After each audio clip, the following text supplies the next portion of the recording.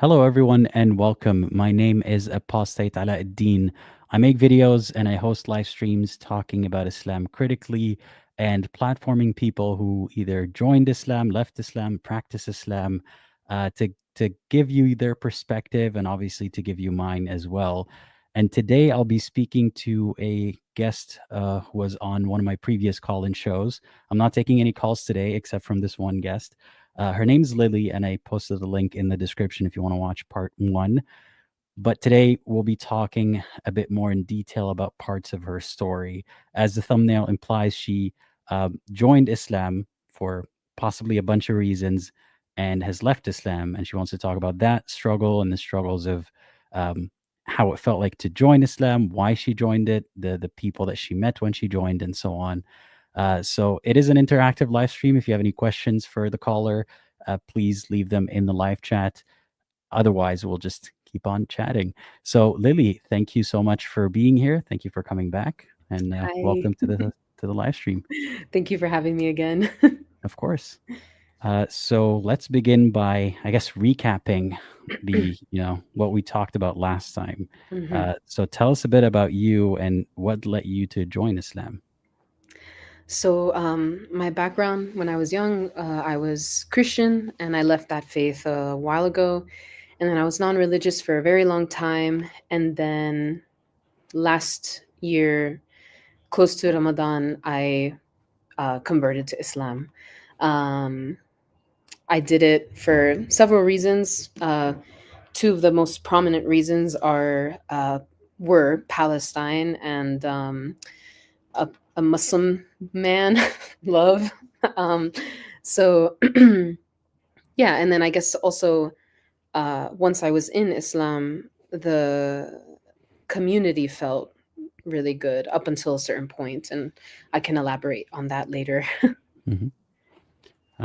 So that's as I mentioned to you before, it's not the first time that I've heard of someone um, getting familiar with Islam through going to a protest, a pro-Palestine protest, hmm and then meeting nice people and associating them with Islam, or associating the activism or the cause or the victims with Islam and feeling an affinity for them. Uh, how would you say, how do you say Islam was introduced to you through going to such an event?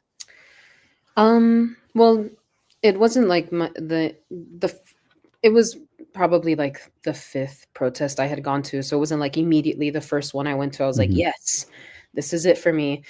Um, I had gone to several, and then at one of them, they were giving out the Quran, and I had mentioned in the previous stream that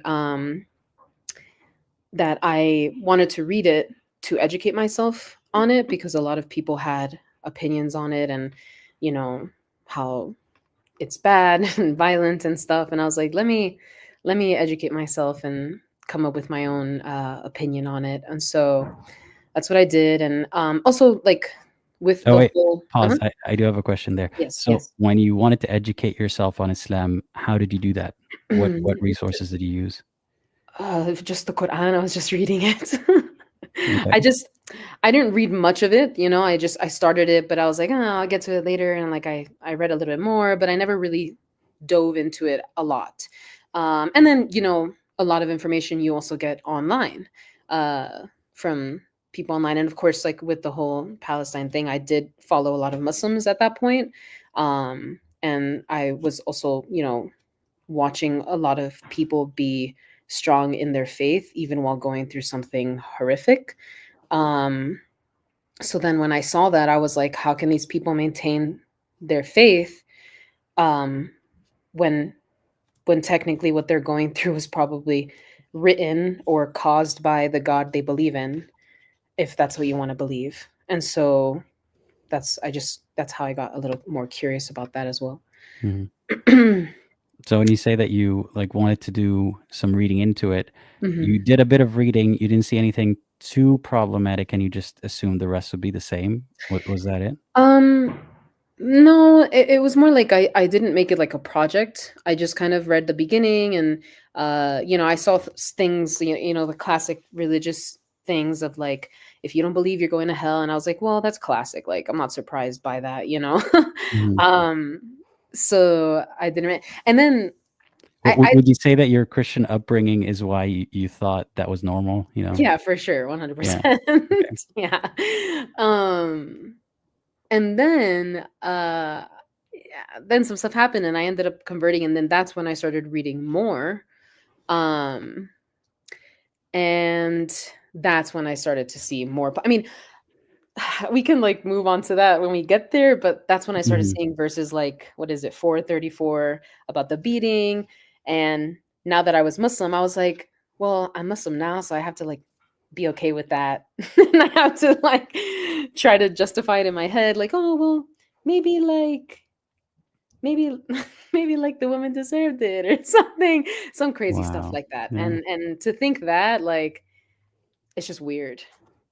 Yeah. Um And before you got to that point of finding out all the stuff that you started to justify to yourself, um, you said you read a little bit but didn't make it a project to like deeply research. mhm. So, what information did you get, or who gave you information to be Muslim enough to convert, or to know enough about Islam to convert? What were you required to know to convert to Islam? So I never imagined myself being religious again, ever. Um, and so I was around a lot of Muslim people because of the protest, but also online was a big thing for me as well because I had been posting about, the conflict and, I've met a lot of different people from around the world. Honestly, I have like friends in like Jordan and Tunisia, which is awesome. I really love that. But then some of them I met, they were Muslim, but others were not, or they were Muslim before, but they had left the faith, and I was always kind of curious about that too. But I never really asked them about that. At least the ex-Muslims, right, that I met. But then I met one Muslim in particular that the at first when we met on like it was online, it was purely political. Like the first month that we were talking, we were just talking politics. I would kind of ask him to like translate some things that were in Arabic that I couldn't understand, and I wanted to understand political things. And then it became a little bit more personal, and I knew he was Muslim, and I sort of started asking questions about Islam. And then we, you know, kind of started to get more personal and feelings began to develop. Um, and yeah, and then I realized that, I liked him, he liked me. Um, and then that's kind of, I think, the push that, got me into Islam. Right. So when you say it was the push that got you into Islam, Mhm, there's multiple ways to interpret that. There's mhm, people in a similar situation where the partner or the potential partner says, I can't be with you unless you convert. And then mhm, there's people that just think, to get closer to the person, I need to think like them. I need to believe what they believe. mm. And then there's people who think, this seems like a nice person. I'm sure their beliefs are also nice, so I might as well. So Yeah. how was it exactly that that was a segue into Islam? Well, he never actually said like I can't. Well, we did that did come up, that did come up of like we can't really be together unless I'm Muslim. But I was like, I don't really know about that. I don't know if I can do that. And but then I would ask him some more questions. Um, I'm trying to remember like the questions I did ask him. Um, Maybe stuff about like I think I did ask about the beating thing. Um, and I think he did say like the whole like, "Oh, it's lightly," or like it's like a little tap on the shoulder kind of thing. And I was like, "I don't know." Like it's funny because I have two Qur'ans, right? And the first one did say lightly beat in the translation, but the second one just says beat. Mhm. So like they're different. Let me just clarify for the Mhm. audience. In Arabic, there's no such thing as lightly beat. This is just a new like rationalization or an excuse that has come up recently to make it seem like not too bad. But the verse 434 says, if you fear your wife's disobedience, you can first of all advise her, as if like the guy could never be wrong. It's always the woman, and you need Yeah. to advise her like you're her father or something, and Mhm. then separate from her if she doesn't listen, and then beat her. and that's if you fear her disobedience. There is no such thing as lightly tap. And this could be a tangent, and I don't want to go on it for too long, but I just want to tell the uninformed it's BS. The whole like lightly beat Yeah. is BS. But unfortunately, it's made its way into print too, where someone who's uninformed can come across it and think, okay, maybe it's a ceremonious thing, maybe it's a symbolic thing, but no, it's not. And also, it's like, even if some people will say, "Oh, it's lightly beat," or "I would never do that to my wife. Like, I would never hit her or whatever. Maybe I'll tap her on the shoulder," which is my experience. But um, other people might not interpret that way, and they just take it as a pass to be like, "Well, I can beat you, so I'm not, nothing's stopping me." Like it's Mhm. it just gives an open door to people that would like to take advantage of that. Yeah. Sorry, I'm That's trying to okay. read, You don't have to. but I'll highlight some of the comments later. Mm, Don't mm, worry about that. okay. Um, but okay, that's you asked him about something that you found problematic before you joined the religion, right? Yeah, yeah. But aside from Mm. that, what like did you ask him about other things? Like, what was it that made you want to convert? Forget about what was it that didn't stop you from converting? What didn't stop me from converting? No, no, like, Or forget sorry. that for a second, like, Okay, okay, okay. that almost stopped you from converting, but you Mm, somehow found an explanation for it at the mm, time. But mhm. why did you wanna convert in the first place? Or, like, what information did you know about Islam that made you think, "I want to learn more to become a Muslim." Learn more of what? Like, what was it that you learned? Well, it wasn't. I was, obviously I was curious about the learning part and learning about it, but I think also I was at a time in my life where I didn't tale is all this time. I didn't really know what I wanted to do, or what I was, my structure in life. And so I was like, maybe this is a sign.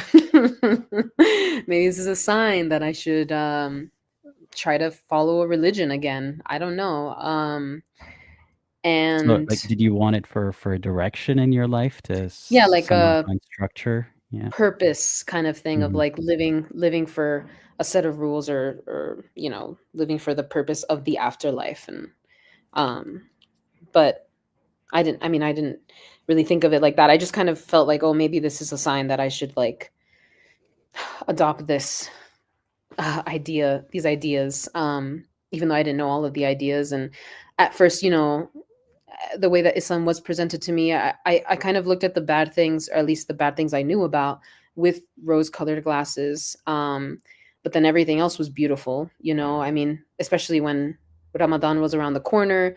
You see all the lights, the lanterns, and everybody getting together, and you focus on that.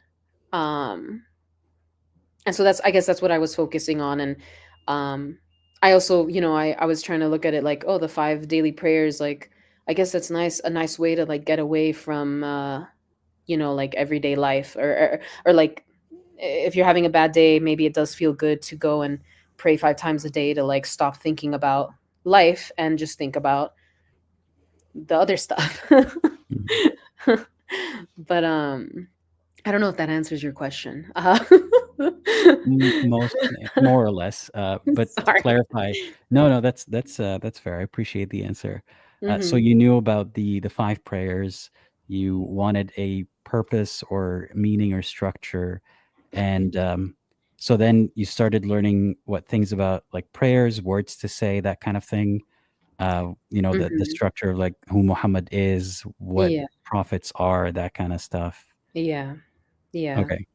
And as a child, I never really got into that, like, seeing Jesus as, like, a prophet or anything. I was just like, "That's God's son, Hmm. and he died for us, and we love him, and I'm gonna sing this song now that makes me feel good about Jesus." So as a child, I never really delved into religion that deeply to, like, learn all of Hmm. the, you know, details about angels and the 7 layers of whatever. Anyway. And when then would you have questions like, how do we know the Quran is revealed from Allah or something to that effect, or did you just believe Um, that it was because Muslims did? okay, that brings me to that of, the scientific miracles, right? Mm. That was another thing that I was like, when they said, like, I forgot really, because I've kind of just threw all of this away in my head at this point because I'm tired of thinking about it. But there was something about how, like, in the middle of the Quran there's like that everything, there's like the same amount of times it says angels, it says demons, and the same amount of this, it says this, and as much as it says men, it says women, or some shit like that. Oh, sorry.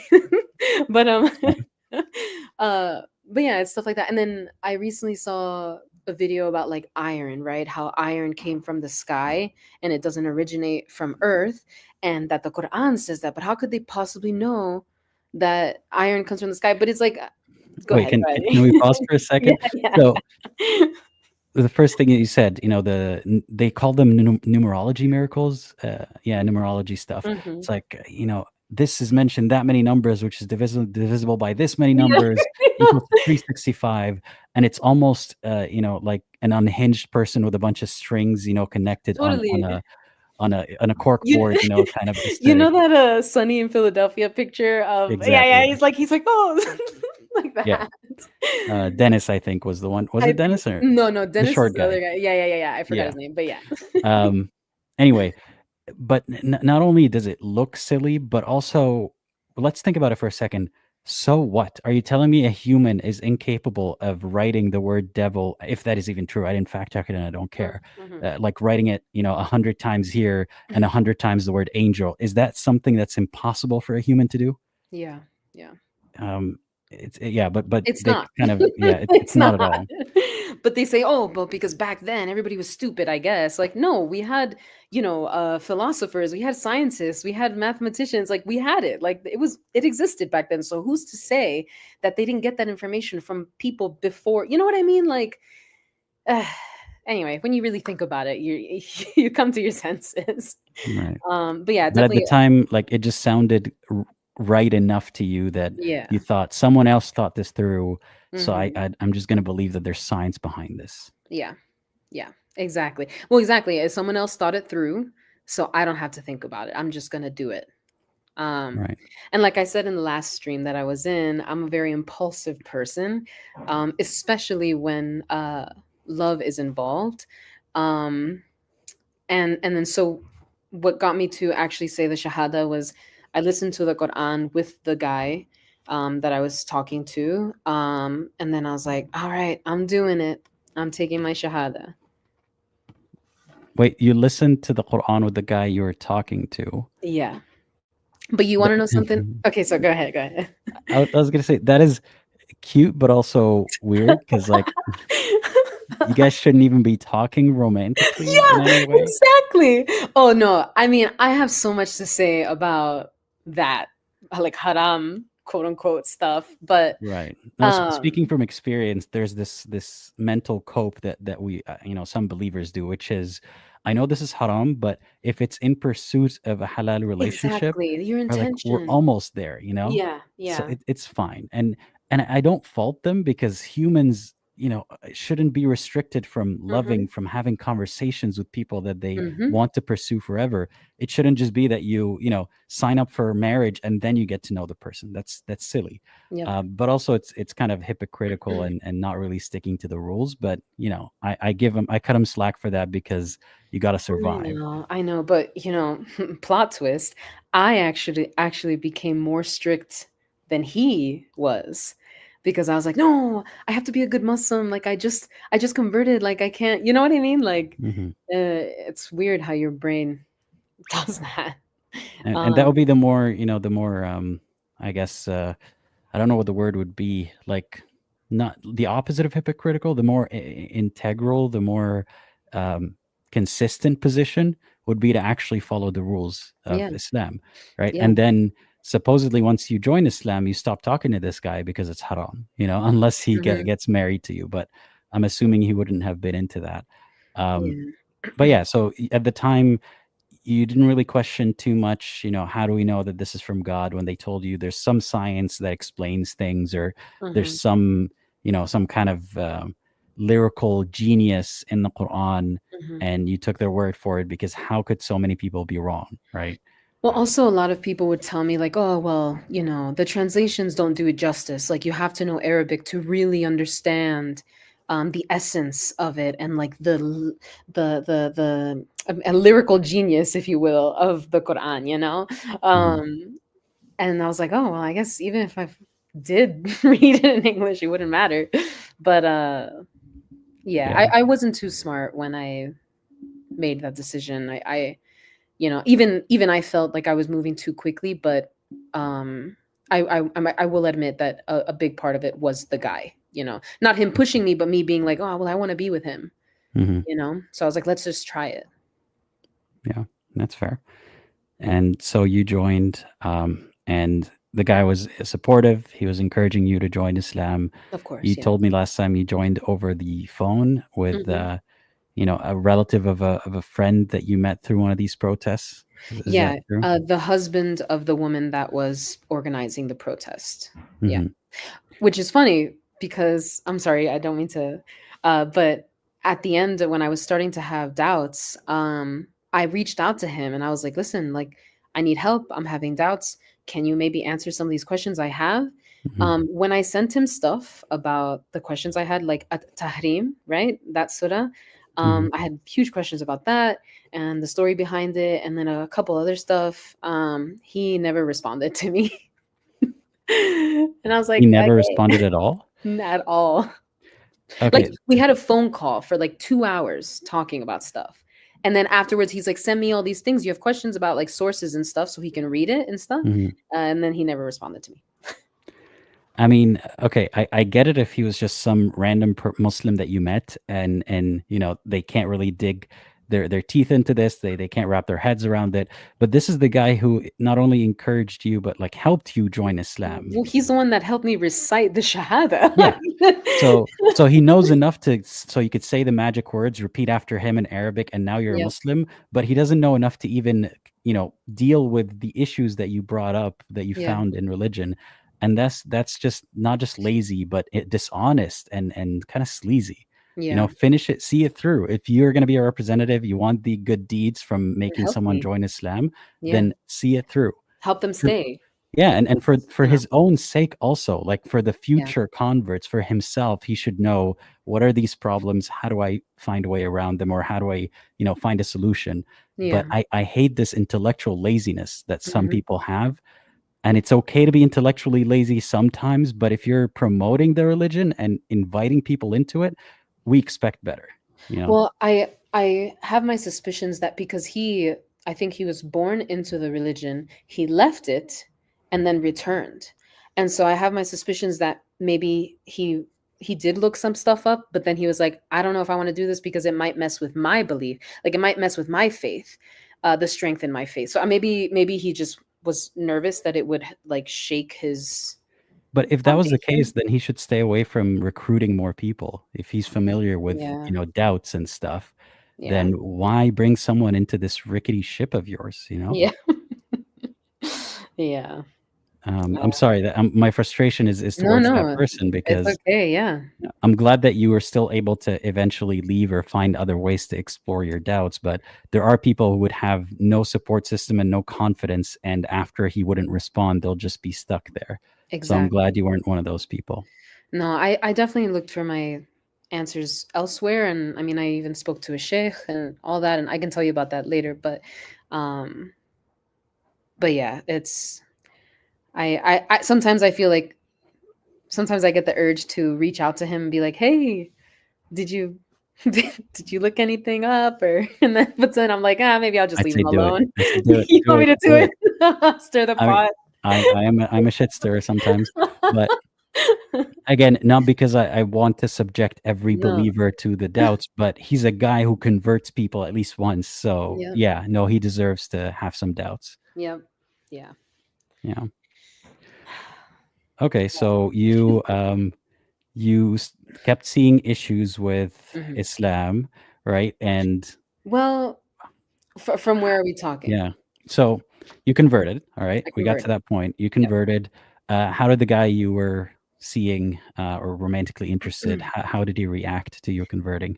I mean, obviously ecstatic. I He was super happy. I was super happy.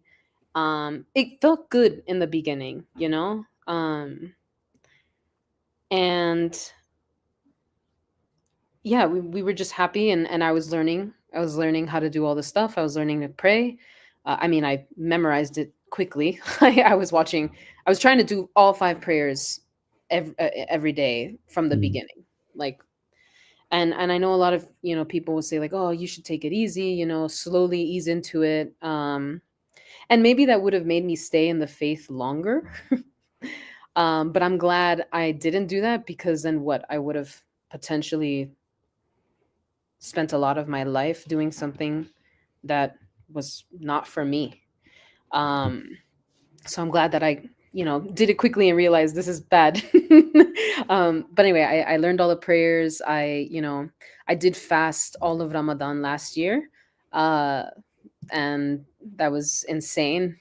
um, and I think I mentioned in the last stream that I was listening to a podcast about the prophet's life. Um, uh, I stopped listening to music, and that's something I actually want to talk about the whole music thing. Mhm. That was at the time, I didn't see it as sad. I was like proud of myself. I was like proud that I stopped listening to music. And I was like, I don't it's so crazy how you could really like become delusional so quickly. But I was like, I don't even feel the urge to listen to music. Look at me. Look at me go. But then little did I know, 5 months later, I was like, I need to listen to music. um, but Well, so who told you that? Because some Muslims might hear this and say, "Well, no, music is not haram. It's only specifically this and that and so on." But a lot of Muslims do believe that music is haram. So it depends on who you ask. yeah. So who gave you that information, or how did you come across that information? Well, I started following this one specific oh my God, I can't speak. YouTuber. Hmm. I don't want to name drop because I don't want to like call anyone out or whatever, but uh she's a Muslim woman, and she had a video about music and how she gave it up. That was actually one of the first videos I saw of her. But why not mention her name if she's someone who makes content promoting Islam and influenced you into quitting music? I Like, Because she again, seems like a sweet person, and I feel bad. I don't want no, to. I wouldn't tell people to send her hate, but like Yeah. It Th was this is a I get where you're coming from, but it's just yeah, such, an implicit double standard that, a person can be sweet and can be promoting a harmful idea, yeah, and then we still feel like we have to walk on eggshells around them because they're not a bad person necessarily, yeah, and I agree with you. So don't go send, abuse to that person, but it's still, sometimes just good to know who you're yeah. talking about because someone else might have watched the same person. Mhm. So Well, I'm it's, curious. Mm, Farah? mhm, okay. Yeah. I don't know the rest. I don't know if that's her full YouTube name, but someone actually I'm kind of reading the chat, but not really. Mhm, Someone mentioned it in the chat that that's who it was. So that's who it was, and I started following her, and mhm, so her personality, she's very, very sweet, and so I felt very good listening to her because I felt like I could relate to her. Um, and so that's the first video I saw that was like, oh, I should stop listening to music, because it makes room in your heart for the Quran instead of music. That was a line that she said, and um, which is for me, I mean, music has been a part of my life since I like left the womb. My grandparents were actually musicians, and that's how they met each other. My grandmother sang, and my grandfather played the I can't say it right oud. mhm. Uh-huh. Um, and so yeah, so just to know that that's like part of my family's history, and then I'm cutting it here because of a religion was really sad, but I didn't think about that at the time. Right. I just wanted to please Allah. Yeah. But yeah, Okay. so what were we saying? So you quit listening to music for a while, and Mhm, you're yeah, proud of yourself for doing mhm, so, yeah, because you are being such a good Muslim. mhm, And, like, did it feel like the more you sacrificed, the better of a Muslim you were? absolutely. Yeah, absolutely. I also like, I mean, I cut out pork immediately. Which is not like, I mean, whatever. I didn't eat a lot of pork anyway, but still, like, just doing everything cold turkey, you know? Hmm. Um, so since we're talking about like cutting things out, I want to talk about movies. That was a thing that was a problem between me and this guy. So one of my one of my favorite movies is Prince of Egypt. Okay. Okay, I, uh, I I didn't watch that movie because I don't think it made it to the Middle East because I'm sure it it's very didn't. Christian, right? Well, no, it's the story of Moses. Right, but told But through a Christian, I guess, from yeah, Christian sources, and through you're not even Western. supposed to be depicting prophets in Islam. So Exactly, yeah. exactly. But let me tell you something. Great animation, great music. It's beautiful. It really is. And that, I mean, even when I was non-religious, that was one of my favorite movies because I just really appreciated the music. But I wanted to do like a movie night with this guy, and I was like, I want to watch one of my favorite movies with you. And then I was like, oh, Prince of Egypt. And he was like, okay, what's it about? And I said, it's the story of Moses. And then he was like, no, Mhm. we're not watching it. I was like, why? And I didn't know about the whole drawing thing yet, about not drawing the prophets or anything. Uh so I was like, why? And then he's like, because it's not allowed, because this stuff isn't allowed, blah blah blah blah. And I was like, oh, that kind of sucks. That's like one of my favorite movies. So like I'm never gonna watch that again. Starting now, I'm never gonna watch that again. um At the time, you just accepted that this is your life now. You can't do yeah, this thing because Islam said you can't do this thing. yeah. Um, did it at that point? I guess it didn't, but do you wish that you would have thought, "Wait a second, why am I going through all of this again because of scientific miracles or something?" Yeah. Did that I cross your did. mind, or was Yeah, it, for like, like too a far away? second, I was like, wait. I was like, I was like, I'm not even sure. Yeah, it definitely crossed my mind, but I brushed it away. I was like, no, no, no, no. Like, I don't want to think that, like, this is the right thing to do. Just do it. And like, and then I even thought, like, oh, well, it's a little sacrifice for a big picture kind of thing, you know?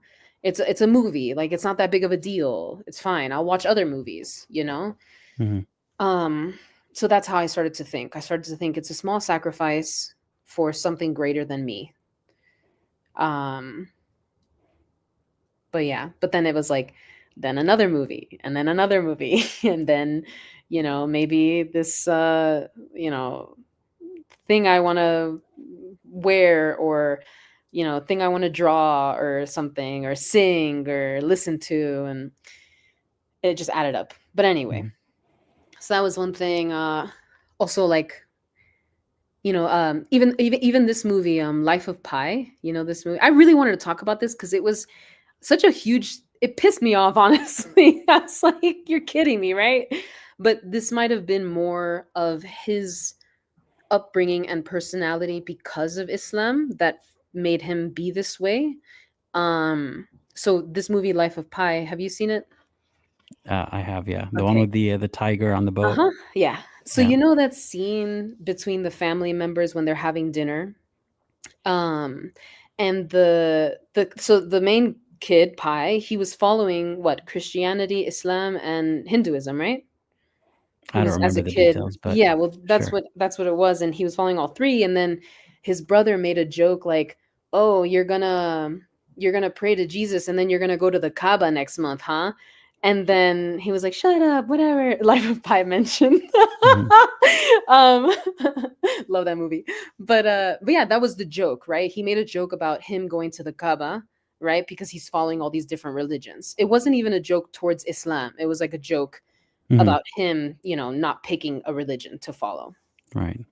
And I wanted to watch that movie with this guy because it's also one of my favorite movies. I think it's beautiful, whatever.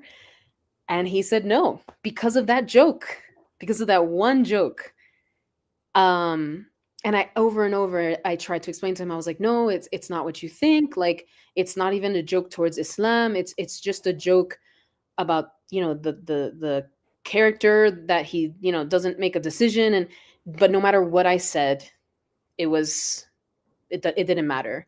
um And that was really frustrating because I felt like I had no say, or no matter what I said, it wouldn't change his mind. And then I started to think, then I was like getting these thoughts of like, okay, what about like other stuff that are like more important, not movies, but like, let's say I want to go out to dinner with some friends and I'm going to a certain restaurant that maybe he doesn't like. Will he try to say, no, you can't go?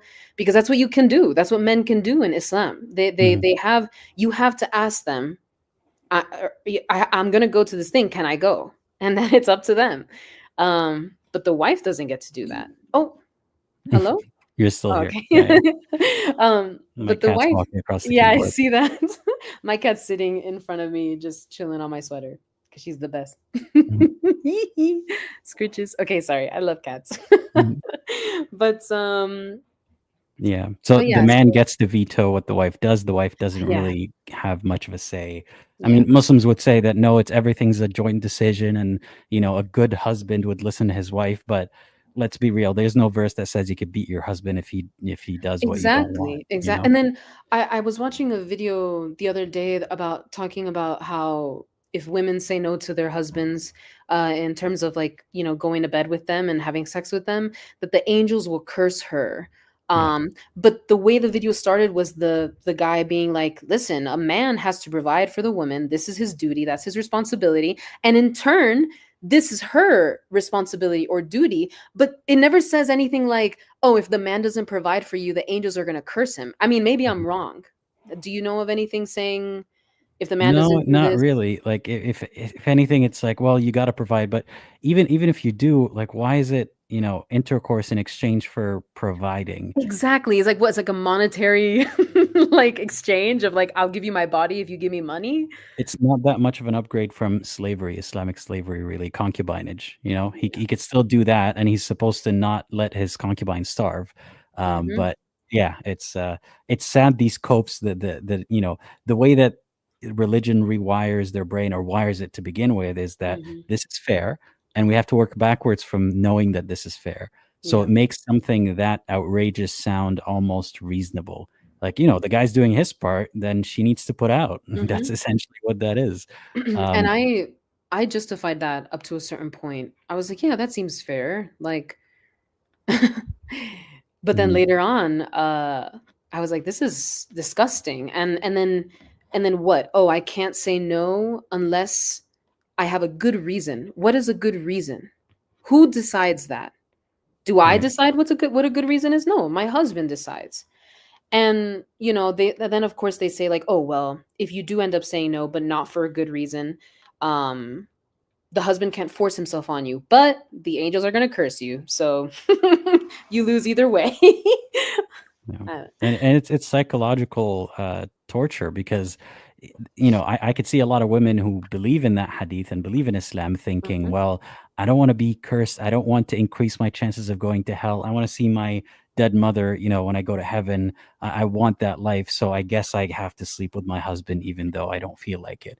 yeah, Like this, no one's sitting there being the judge and saying, you know what, you have a license to not sleep with him today. It's totally your right. No one does that. The exactly, woman is stuck in that situation with a man who has all the power. And to clarify for the people in the audience, that doesn't mean that every Muslim marriage goes this way, but that exactly. is the power that Islam allows the man to have. And the Yeah, man can exercise it, and not even God can tell him you're being a bad husband. Or maybe he will in the day of judgment, but till then, he can, do all the damage he wants. yeah. And for me, like with this guy, we've talked about that, and he would, say, I would never do that to you, or like I would never, you know, make you feel bad or whatever. But in my mind, I'm just thinking like, well, even though you're not doing it, that doesn't mean other women don't suffer because of this. That's what Hmm. I can't get over. I hate this idea of like, just take care of yourself, just worry about yourself. And I think we have, especially like in the West, we have that idea of like, just do you and nobody else matters. But it's like, no, we Hmm. should work as a collective because we all matter. We're all human. We're all part of the same, thing. And why not try to make a better world for everybody else? Just because your life is good doesn't mean you should just be like, all right, it's good enough for me, you Hmm. know? Um, Agreed. And it's so it's yeah, I not couldn't. just a Western thing, by the way. I've had Mm, conversations with Muslims who when I would try to talk to them, back when I was still doubting or hadn't left, I would say, Mhm. what about all the people who are destined to die disbelievers because of the bias that they're born with? Because I couldn't Yeah. find any objective reason Islam is true, except a bunch of, I'm sorry, bullshit arguments that I knew as a Mhm. Muslim wouldn't convince me as a skeptic non-Muslim. Mhm. And I was told that, why are you worrying about them? Just be happy you're lucky enough to be born a Muslim and focus on not going to hell. Don't worry It's like, about them. Just be I the mean, how best could Muslim you can. Don't worry about it. Mhm. God's got it handled. Yeah. How could you be so far removed from like your humanity Hmm. that you're okay with, people burning? And then I found this verse through your channel once again of, the believers laughing at the disbelievers sitting on recliners. I thought that was so silly. And I Hmm. brought that up. I brought that up to the guy when I was talking about my doubts and stuff. And I was like, are you gonna laugh at me? Like, are you gonna laugh on the day of judgment? Like, what a horrible idea. What a horrible image. Yeah. Um, but anyway. So If you don't mind, we can take like mhm. one question because Yeah, I yeah, of course, bookmarked a of bunch of course. Yeah, them. yeah, yeah. Um, You yeah. can take more Let's than one. see. By the way, I set a so I've been toying with this thing, the live stream goals. If people donate 15 super chats, I'm gonna do another live stream on Friday, dissecting apologetics live stream. I haven't done one of those in a while. So if you want to contribute to that goal, now's your chance, and also, make the question kind of topical so we can highlight it. Um, Also, we're not gonna make yeah, you feel bad for not reaching the goal, but the angels are gonna curse you. So yeah, no pressure, but no whoever pressure though. doesn't contribute to the goal is gonna be cursed till the day of. But no pressure. It's totally consensual. Yeah. Izzy Henson asks, question for Lily. Looking back, what do you wish you had known before converting? Great Oh, question. yeah, that is a good one. And I mean, I would say a lot of things. I, I wish I would have. It's not even like known, I guess, in terms of like like stories and stuff. Yeah, I wish I knew the stories that I know now, but also not to put the fault on myself or anybody that converts without doing research. But I wish I gave it more time.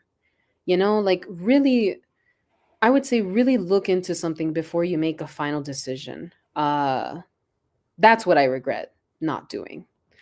Um, because then I would have known and then I wouldn't have converted. um, but yeah, I guess if you want to go into stories, I wish I would have known the Tahrim story because that's a big one for me. That was like the story behind that. Um, I wish I would have known I mean, I knew about the four wives thing, but I didn't know if it was like true or not, or if it was, Western propaganda. Same Y- thing You with the know, beating. there are so many things in Islam that are so problematic, and a lot of Muslims do not, openly endorse them or even endorse them at all, or follow them necessarily. And Hmm. then, a non-Muslim can look at Muslims and know Muslims and think, well, the Muslims I know surely couldn't, believe in this or follow this.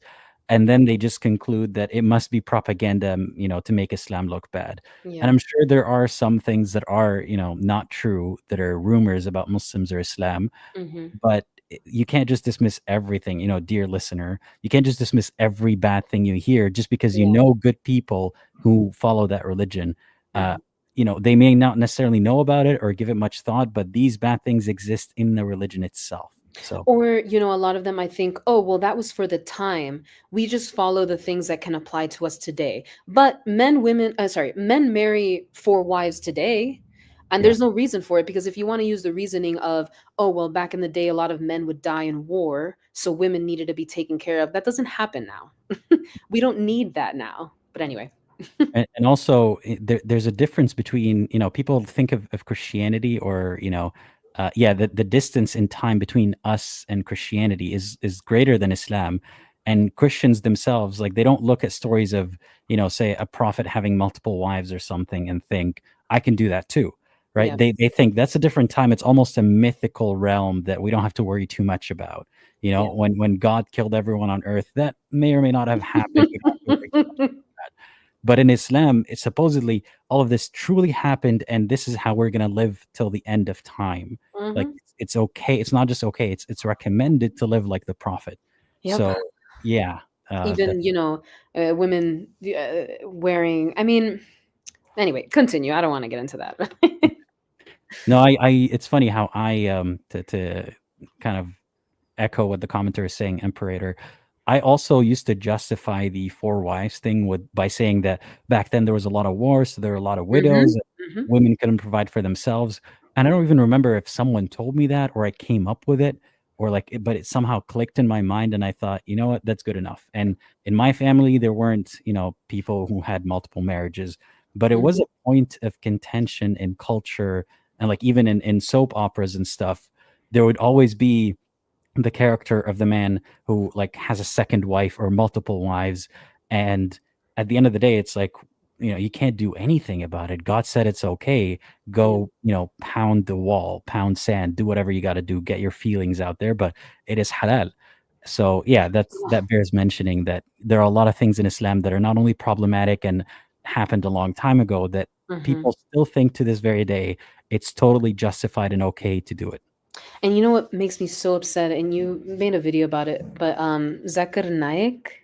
Mhm. Oh man, when I saw him like talking to that niqabi woman, I wanted to freaking punch him. I swear, he was so degrading and so like scolding, like, oh, well, you didn't know about the terms. So basically, for people listening, he was basically saying how you can put in your terms during your nikah that you Mhm. can put, I don't want him to marry another wife, and if he does, I will divorce him. But then it's like, okay, you're banking on him not falling for somebody else. So and then if he does, then you're gonna divorce him, and then you're alone. Then you've lost, somebody that you committed yourself to because he decided, you know what I mean?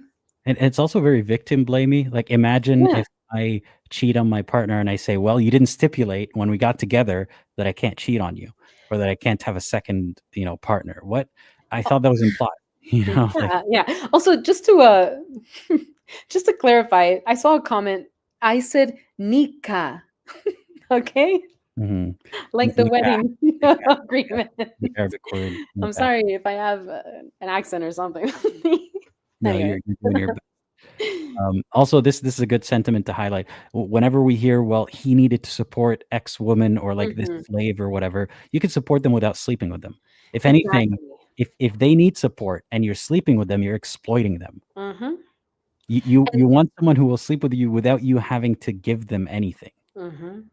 Or maybe they did it out of fear because maybe their whole family was murdered by this guy, and now they're a Mhm, slave to this guy, and she's like, "Well, I'm gonna, I guess, do what he wants because, I don't have any other choice, and I'm scared that he's gonna kill me too, you know?" mhm. And that's another thing I wanted to bring up with, for example, like Aisha. People saying like, "Oh, it was divine wisdom that he married her so young," and it's like, okay, yeah, sure, we can say that he married her so young because of divine wisdom and that she was, super smart and she documented a bunch of hadiths. But did he have to sleep with her? Did he have to sleep with her at 9 years old? No, he didn't. It's almost like she was such a good intern and Islam needed her to write down all the hadiths. That's the narrative. Then don't sleep with the intern. Like Exactly. just have her around to write down all the hadiths and everything. Just Yep. anyway, it's Anyway, silly now, but it's in a rabbit hole. yeah. Um, let me highlight maybe Mhm, another mhm. comment and then we'll get back Yeah. to this story. Um, yeah, a bunch of people were saying that like here's a comment from Laymoon says the justification I was giving to why music is haram when I was a Muslim is that listening to music will make you forget about praying because music tends to be catchy. Mm. I'm sure we've all heard some version of that or some other reason. Did anyone explicitly explain to you why music is haram? For me, N Yeah. no, well, no, it was just that whole thing of, like, it doesn't leave room in your heart for the Quran, and, like, and then, when you do listen to the Quran, it's not gonna have the same effect on you because you listen to music, so you get an emotional effect from the music, and then the Quran is, like, not that special anymore, basically. I totally agree. If someone has never heard any music or doesn't, listen to music and then walks into a church and hears them singing, Mhm. that that is already some kind of a spiritual experience or a moving experience to them. And if there is a religion attached to it, then they'll make it a spiritual experience. Yeah. So if someone is not used to hearing music or doesn't get that, when you get goosebumps because a song is so good or the Mm, beat is really that good, if you don't get that, you're going to think that Islamic music sounding reading is something special, or that, it's going to take advantage of this effect that music has on us, or rhythm, or singing. And it's going to make you think that the feelings you're feeling when listening to Quran has something to do with what is being said rather than just the sound of it. mhm, So mhm. it's almost like he wants a monopoly, like Muhammad wanted a monopoly on using music to manipulate you or to make you feel spiritual things. Yeah, and, like, I'm sure that if I could understand what was being recited, I would have been like, "What the f Mhm. What do you mean? Where disbelievers are gonna burn?" It would be, like, majority that, you know? Yeah. Which I'm sure since you understand, that's what it was, right? When you'd go to the Yeah. mosque and stuff, it would just be Yeah, reminders. it's funny. I was doing my work the other day, and I had a tab open, and my partner saw it, and she doesn't speak Arabic, and she Mhm. saw it, and she was like, "Wait, you can read those squiggly lines? Like you can read? It looks very weird to her." And I was like, "Yeah, I can." And I read it to her, not even singing it, just reading it, Yeah. and then she was just pausing and listening, and I told her what this said is, we're going to torture you, we're going to do this, we're going to do that, and you would have no idea if you're just listening to some guy speaking Arabic. It's almost maybe attractive or nice to listen to Yeah, depending on who the audience is, but yeah. when you actually listen to the words, it's like, what, that's it. But And yeah, I so you wish you would have known the content of the Quran, I suppose, before you joined Islam. Yeah, and I would do this thing where with the guy we would listen to the Quran together and then I would read my translation as we listened because I wanted to understand what the whole story was when the guy was reciting. Um and yeah, I mean it was a lot of that of reminding you that you're going to burn and reminding you that this and you're a disbeliever and I don't know why like I just listened to it and I was reading and I was like, yeah, of course. Yes. Yes. Like I was just accepting it. Mhm. But there was always that little voice in the back of my head. Yeah, you know? But yeah. 2010, Well, yeah. let's read a couple more comments, and then Mhm. we'll get back to the story. Cool. Um, there are sometimes Muslim Uh commenters in the live chat who are like really spamming some stuff, and this is one of them. yeah. I Mhm. should have a discussion with the Muslim Lantern. Well, good news. Well, not really good news, but news. I sent an email to the Muslim Lantern a while ago, not because of this person hounding me, but I just thought it would be interesting. He never got back to me. I think he finds it more entertaining and easier to just prey on people who don't have an internet presence. Knowledge. So he gets to Yeah. like corner them and like make them look silly. But yeah, if Muslim Lantern would like to have a discussion with me, I've graciously invited him, and I would love to host him here. So go spam it on Honestly, his video.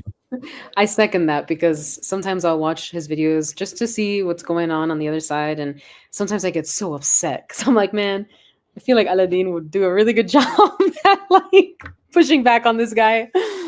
Yeah. Um, So if anyone wants to see that happen, go put it on his radar, because I'm willing.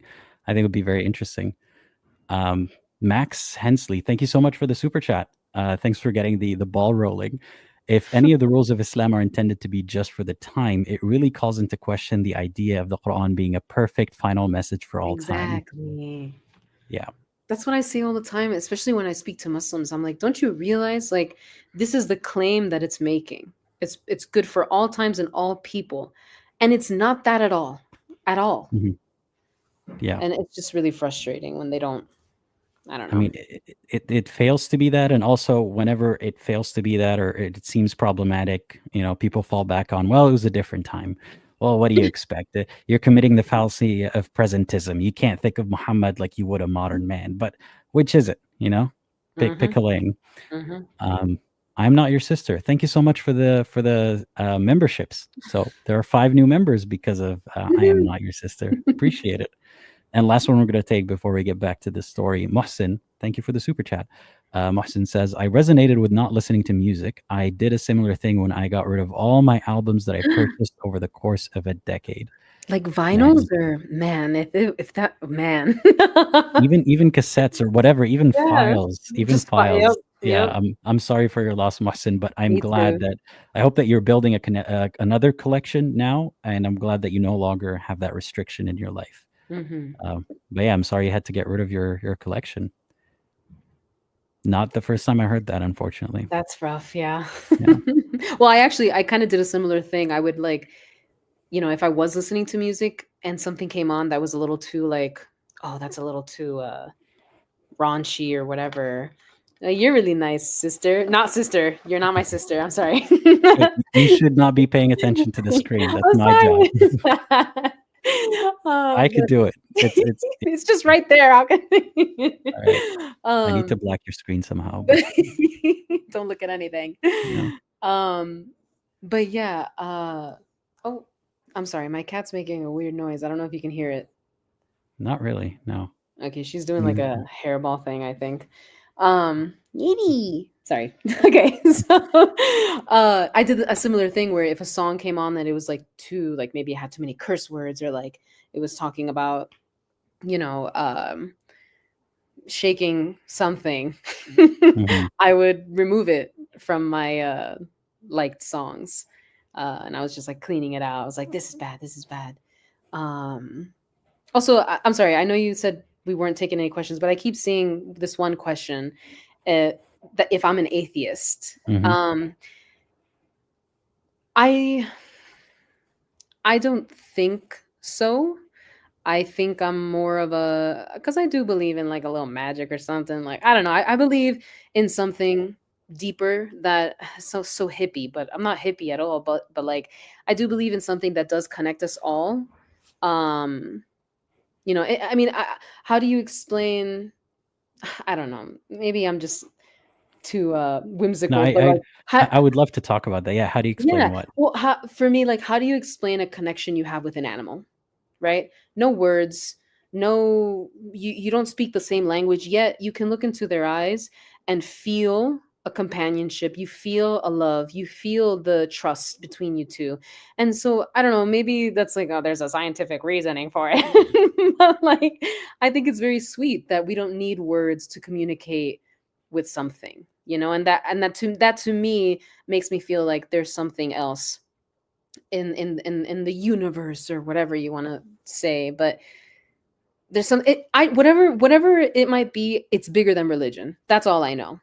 That's Mhm. all I know. It's bigger than all these freaking rules that limit you from enjoying shit like music and movies. You know what I mean? Like it's bigger than all that crap, because whoever created us, I mean if there's a creator, right? If you want to say that, why would they give a crap about like what you listen to, what you know I don't know. Anyway, what would you like to say about that? I mean, I guess you said you're not an atheist. That depends on how you define atheist, but atheist Mhm. means not believing. I guess what you took it to mean is not believing in anything Yeah, anything unseen. godly or uh yeah. Okay. But what if atheist was just to mean does not believe in religions or gods as described by religions? Would you call yourself an atheist? I guess so, yeah, because I don't believe in gods and religions, but I believe, so if that's what atheist means, then yeah, then I would be an atheist, I guess. But I was under the impression that atheist is like I believe in nothing. I only believe in science stuff and and But that's a misconception because, I mean, yeah, there's usually a high correlation between someone saying they're an atheist and saying they trust science or that they arrived there using scientific methods or something. But Mhm. someone can be an atheist for no reason or for bad reasons or for unscientific reasons.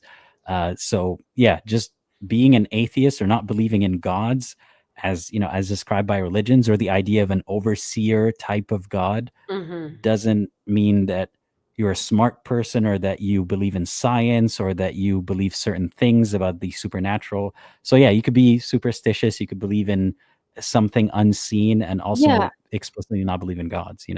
I I like to say also that I'm comfortable not knowing.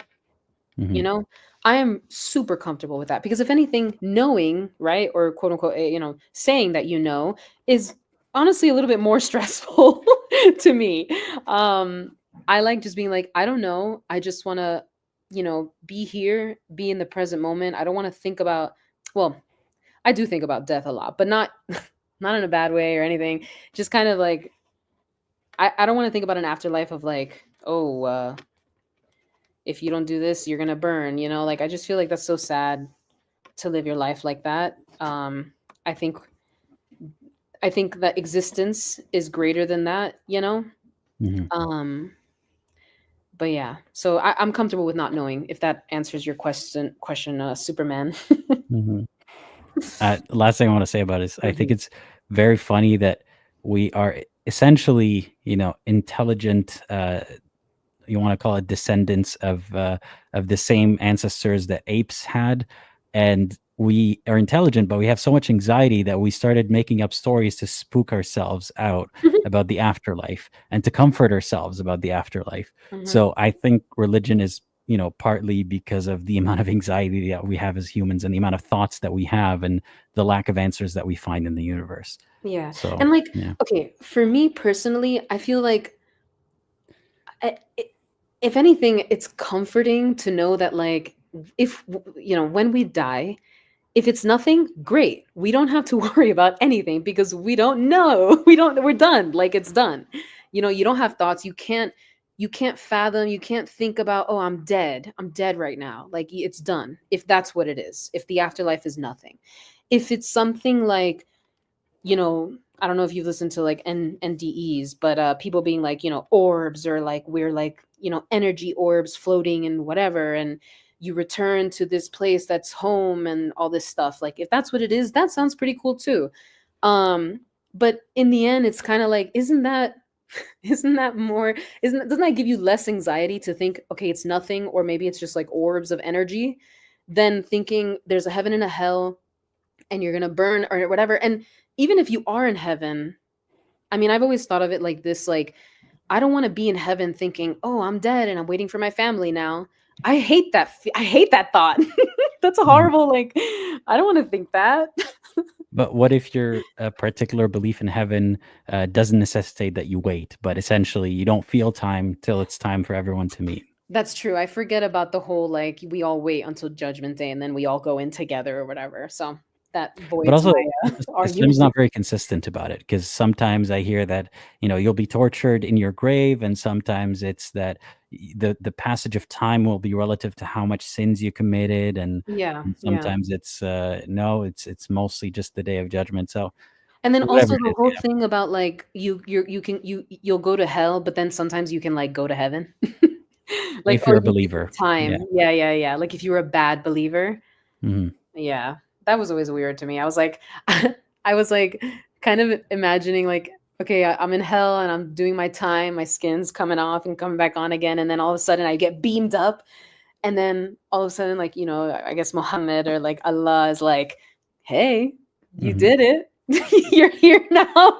I just think that's such a funny like interaction to imagine. And then imagine the amount of therapy you'd need to go through in heaven to get over all the trauma of hell. You think they have therapy in heaven? I hope so. Otherwise, it'll be.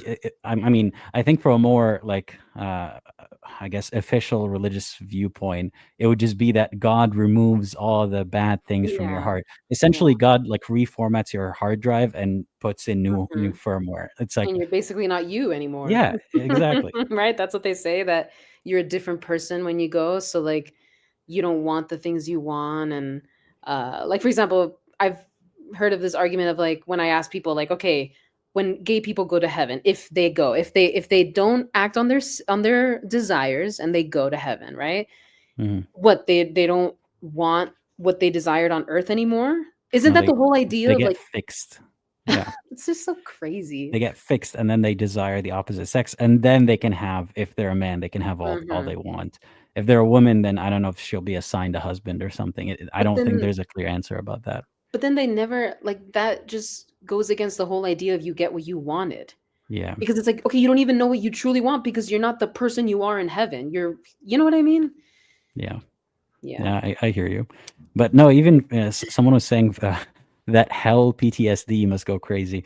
But even if you don't go to hell, even if it's just the day of judgment stuff, everyone's in the nude. you and everybody you know, and everyone has to Mhm. go there on stage. If you hate public speaking, that is I not your see. day. Uh, but this is even worse. Mm. And everyone's looking at you. God is judging you, and the whole like having to walk over fire and all that kind of Oh, stuff. yeah, and the, like, line. When Yeah. when do you walk over the line? Is that after or before judgment? I Don't don't. ask me, because even as a Muslim, I couldn't really get a straight answer, Yeah. because I was told that if you're a good, like a believer or like a good person or whatever, you run across that very thin line, almost as thin as a hair, like Mhm. the wind. And if you're a bad person or a disbeliever or something, you fall into hell because it's Mhm. over hell. But I thought you already did the whole judgment thing, and Yeah, like like, God what the gave you your book the hell? and you already know. Is it, which is crazy. It's like pirates who put, a person on that plank to walk the plank before falling into the shark infested water. Like, whose enjoyment is this for? Yeah. If you already know they're going to hell, just put them in. Don't make Allah's a just show like, out of "Let's it. watch them. Let's see what they do." Yeah. Do a Honestly, backflip. if I if I saw the line as thin as a hair, I just swan dive into hell. I Yeah. just like, "All right, I'm not even gonna try." I mean, the image I have in my mind is like a backflip with like fingers up, being like, You bye. stupid. Yeah. Oh, anyway. So, I hope that, people, when they hear us laughing about it, especially if they're like struggling with doubts and stuff, you realize you can get past this fear, and yeah. then it's just a funny story. Like, For me, a big yeah, coping thing is laughing. I mean, I love to laugh about stuff, like, because if you're not laughing, you're crying, let me tell you. I'm just yeah. kidding. But yeah, don't feel like, I don't know. And also, I want to say, like, I'm laughing, and I don't mean to offend anybody by laughing, but damn, like, you know, it just feels good to laugh about that stuff, because it can get to you, and you can get to a really dark place with that, you know? Hmm. But anyway. Yeah. But then you can hopefully make it out of there and, laugh about it like we are Hmm. right now. Yeah, and cannonball into hell, baby. Yeah. Max, thank you for the super chat. Max says, if you weren't right enough with Allah to go to heaven when you died, imagine how you'd feel about him after a million years of burnination. You burn a nation. No, but seriously, that I Yeah. could, I would feel like it'd be like, so you're the guy that put me down there, huh? Yeah, but I love you so much, Allah. I'll say whatever you want Oh, me to say. kiss your toes, Just Allah. don't put me back there. Um, Yeah, basically.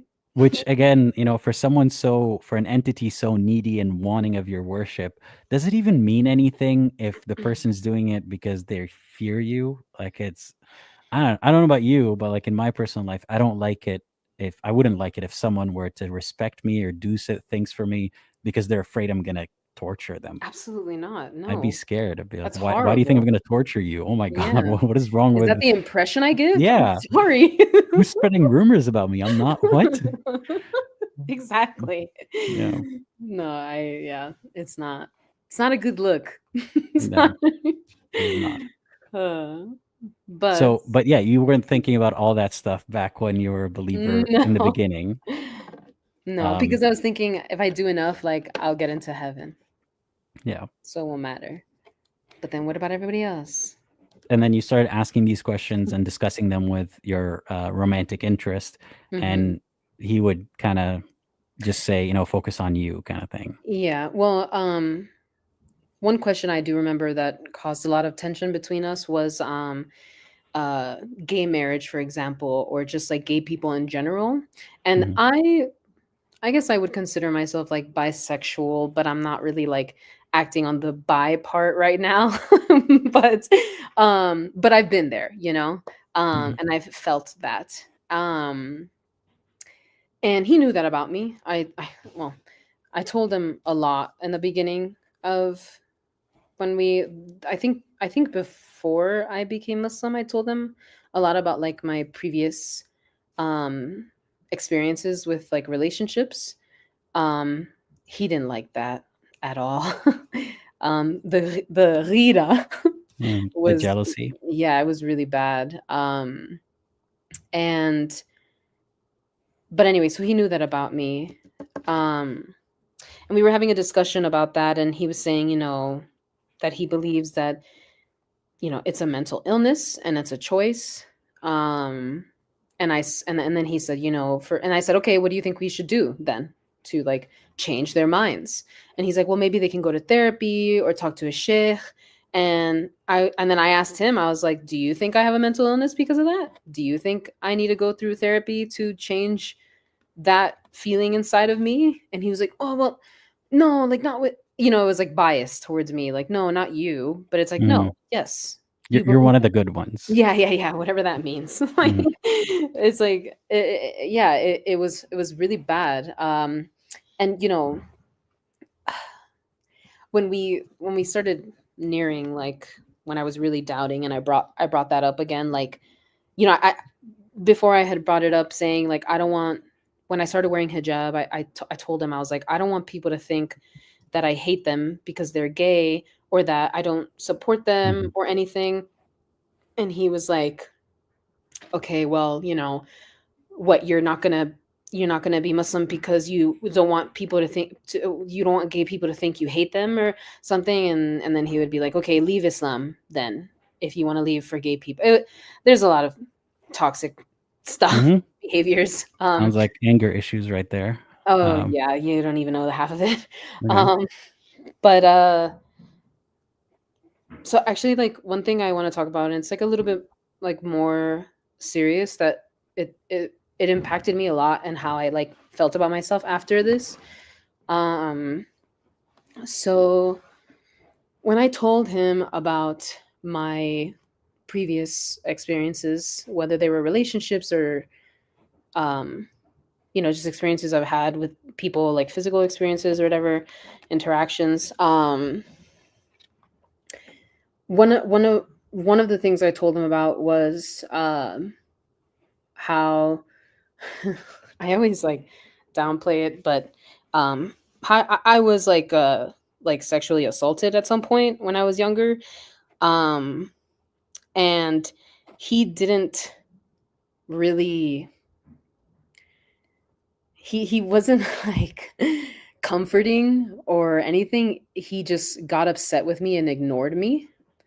Um because he was so upset that I had sex. And I was like, well, it wasn't sex, first of all. It was something I didn't want to happen.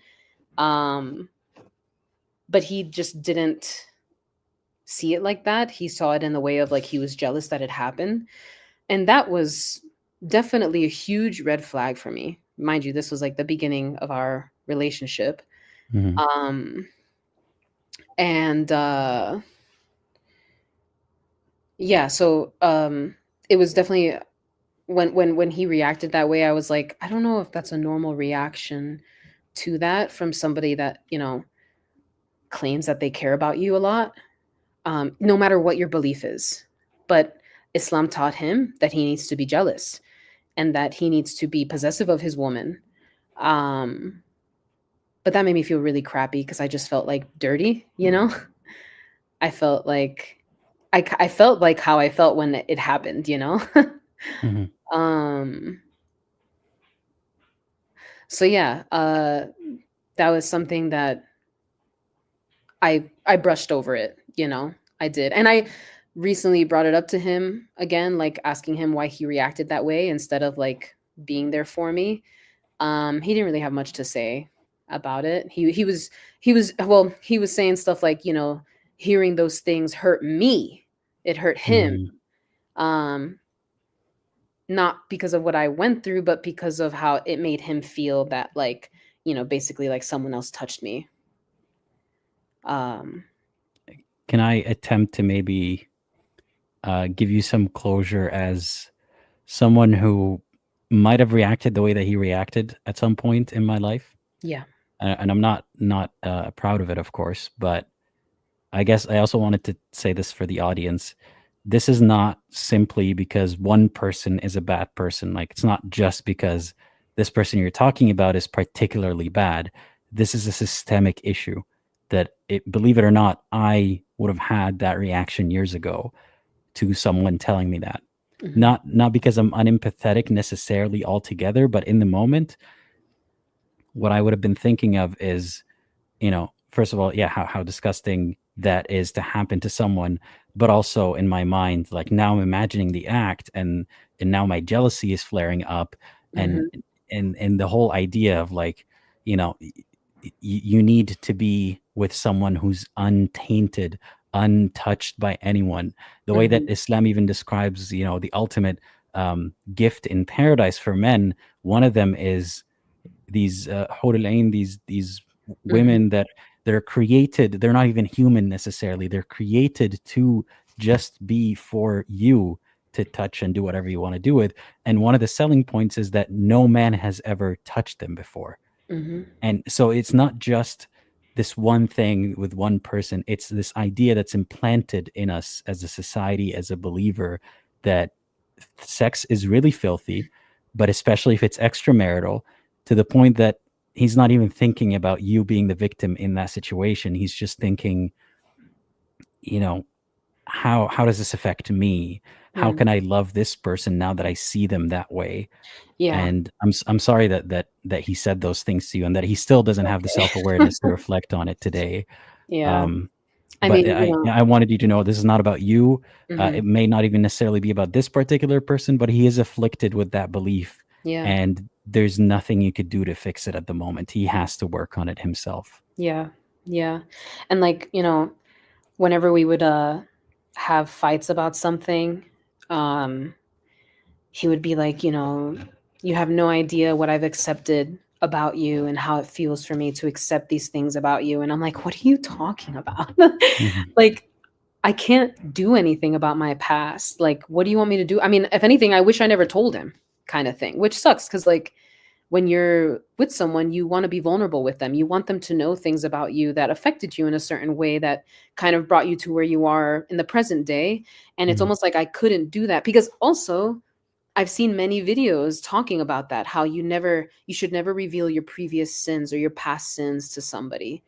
And that was something that I was like, "Oh shit, did I mess up?" Like I screwed up by telling him that. So that sucked.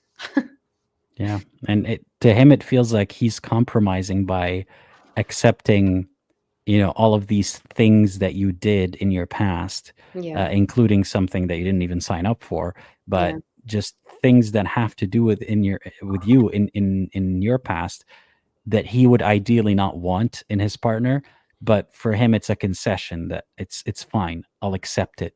But it almost feels like he's doing you a favor, and that should earn him some kind of grace, or that you should then Mhm. be extra, apologetic to him, or extra subservient to him in a way, or want to make sure that he accepts you. Well, that's how And I yeah, I felt. That's how I felt. I felt like I need to make up for that, you yeah, know? But anyway, let's bring it back up from the trenches. Like, um, yeah, so that definitely and if anyone out there is dealing with somebody like that or like and I'm not speaking like against him like you said, it's a general idea that a lot of Muslim men have. If anyone's dealing with that, don't feel like it's you. Don't feel like you are bad. Um because it's not you and uh you don't have to apologize for your past at all. um mhm. so yeah. And it's not just the men. There are women, Yeah. unfortunately, who Yeah. think this way. Yeah. And if one of those women is listening, please hear us out. Please listen to Lily. You don't have to adopt this mentality, this misogynistic, harmful mentality forever. Yeah, exactly. Because men go through that too. Yeah. And nobody like it's not as acknowledged, but Mhm. That too. yeah. But Yeah. at the end of the day, it's kind of like what I was asking you earlier. At some point, did it cross your mind? And I guess this is a question for the believer in the audience. Did it cross your mind? Why am I going through this? Why do I accept that all this is true and then working backwards from that? Is it because of some scientific miracle BS? Is it because I was born into it? Is it because people I trust believe in it?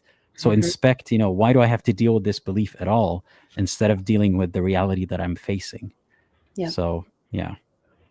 exactly. Um but anyway, um So you saw all these red flags, all these issues, mhm. yet you persisted in the relationship. or Yeah. in the pursuit of the relationship.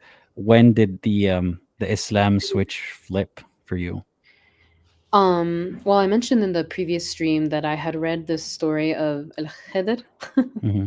um, and that kind of started when I read that. I was like, well, why did he have to kill the kid?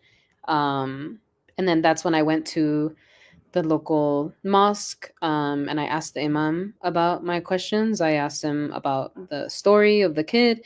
I asked him about, like, the homosexuality thing of, like, why would God make uh, people gay if he's just like, I mean, people want companionship, and what that's just taken away from them because that's their test. And then another question I had was about, like, my family going to hell, even though, like, my brother is religious, but just a different religion.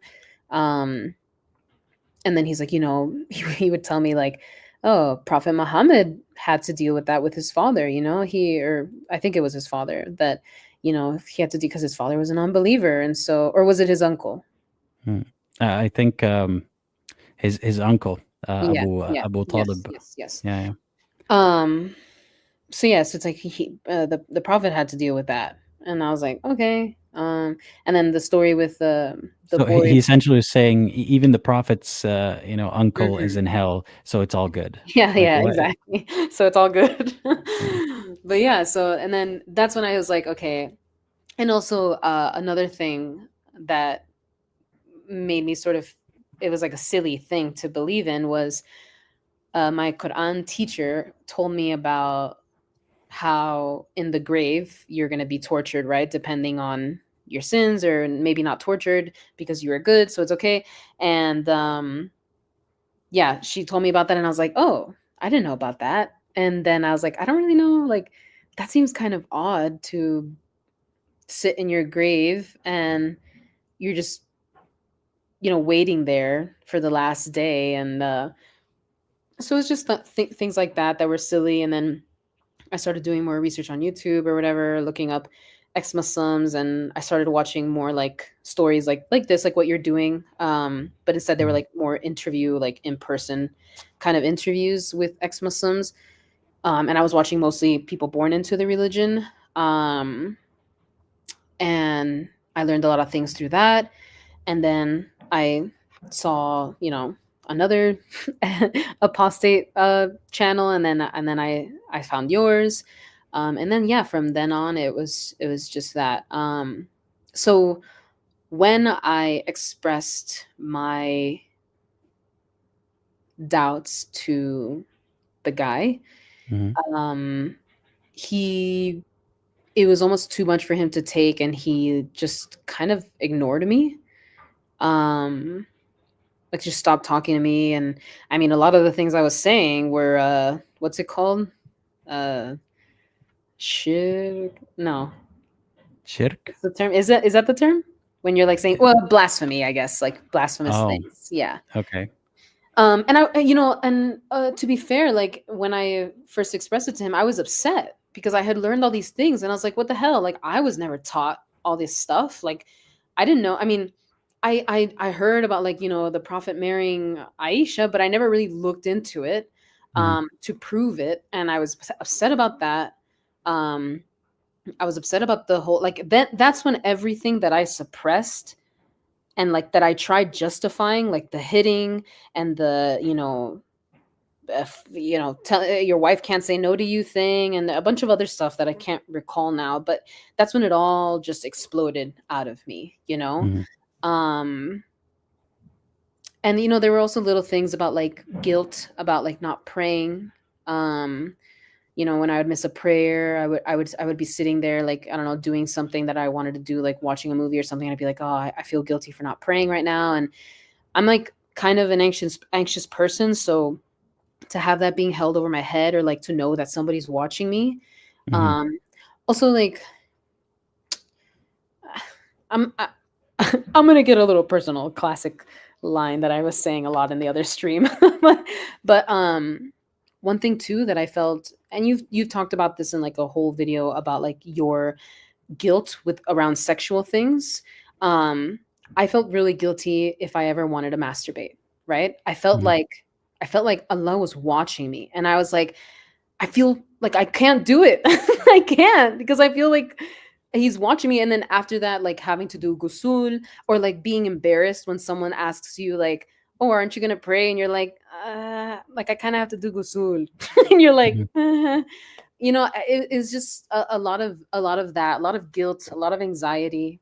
Wait, can we pause for a second and Mhm, acknowledge something that so Islam makes you feel like, after you have done the deed, that you're in a state of filth, like you're in a state of impurity, mhm, kind of similar to after you use the bathroom, but I guess it's even maybe a degree more.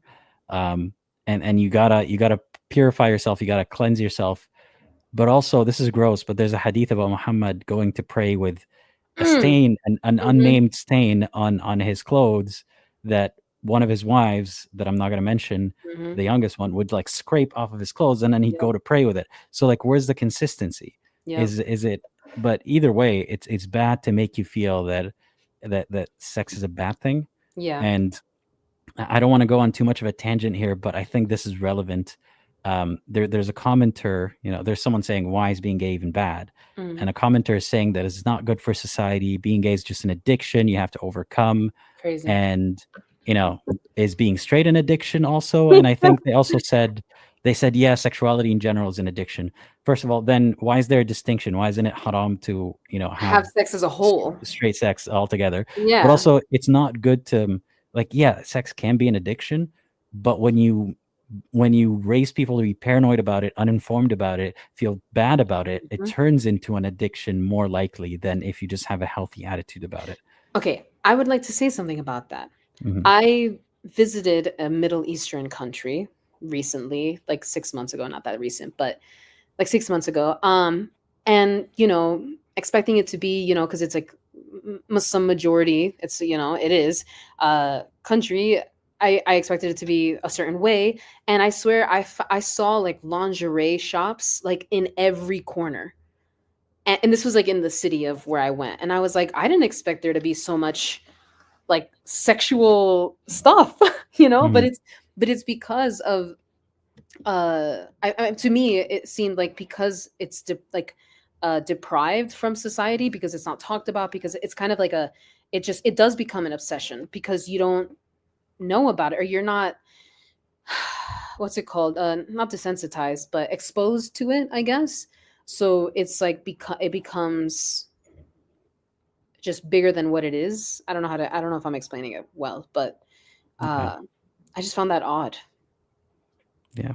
And I guess a lot of human minds are like that. The more that you tell them that something is taboo, Hmm. the more curious they get about it. Hmm. There's a lot more sexual repression as well. In fact, you know what?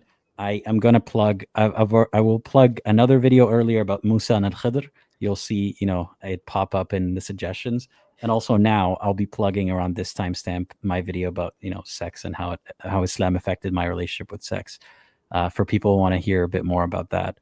But yeah, I'm not surprised that it affected you as well, even though you didn't grow up in it, but you adopted some of the paranoia around it, I guess. Yeah, and even like I remember one time I was watching a movie with the guy, and like two people started kissing, and Mm, I Aladdin, I swear, I covered my eyes. And I was like, and then after I did, I was like, what am I doing? I'm literally in my late 20s. I've lived life, I've experienced things, and I'm covering my eyes because two people are kissing on screen. Come on. mhm. It felt so silly to, yeah, go ahead. No, I can relate to that. Yeah, Yeah. to this very day, I feel awkward if a kissing scene comes up on TV, and Mhm. if I'm alone, I can get through it. Like, I'm not necessarily enjoying it, but like I can look at it.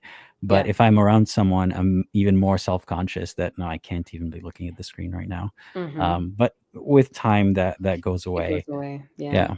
I mean, Um, before I started having strong doubts, I actually was watching Game of Thrones. I had watched it before, so I knew what I was getting into. And as I was watching it, I was like, "Oh, I shouldn't be watching this." mhm. But I did. But yeah, it's just funny. Yeah. So, I know that we're getting to the hour and a half Mhm. mark, and I think we're Mhm. going to try to keep it under 2 hours today. Cool. Um, so we talked about, you having doubts, you talking to the person that you're romantically interested in about those doubts, his reaction to things that you telling him about yourself and about the doubts, his lashing out and saying, "Well, then leave Islam." Then every time you would, when you brought him some things that he couldn't really explain to you or to your satisfaction, um, and then what tipped the scales? Like, you kept watching ex-Muslim videos at some point, right? You found this Yeah. channel. Had you left Islam when you found the channel, Mhm. or were you still Muslim? No, I was still Muslim. I think I officially left. I mean, I stopped praying like when I was watching these videos, so maybe 3 months ago. Um, but I think I officially called it probably like a month ago. I think because when I was doing the live stream with you the Mhm, last time, I was still like on the fence, like maybe I can believe in some things that I like, but no, it's not gonna happen. Um, and I have a friend that he's Muslim, but he's kind of like he's the kind of Muslim that only follows like what makes him feel good. mhm, Um, and he basically keeps telling me like, I still think you're a Muslim. Like you could be Muslim and still be the way you are. And I'm like, stop, please, mhm, stop saying that. I'm not Muslim. I don't believe that you know Muhammad was the prophet. I don't believe that Allah exists. Like, please. mhm, Um. So yeah, I think I've pulled that plug, and I mean, it feels good to not feel anxious about a lot of things that religion makes you anxious about. Um, but obviously, like there is a sadness to it when you're coming out of it of like, you don't get to especially now, right? Ramadan, like I'm not partaking in any of the stuff of festivities or like, having dinner at the mosque with everyone like last year and um mhm. lean. Sorry, distraction. uh but yeah, so there is a sadness right now, like where I feel like, man, it does suck that I can't partake in like the good things of it, like the community and the pretty lights and the good food and the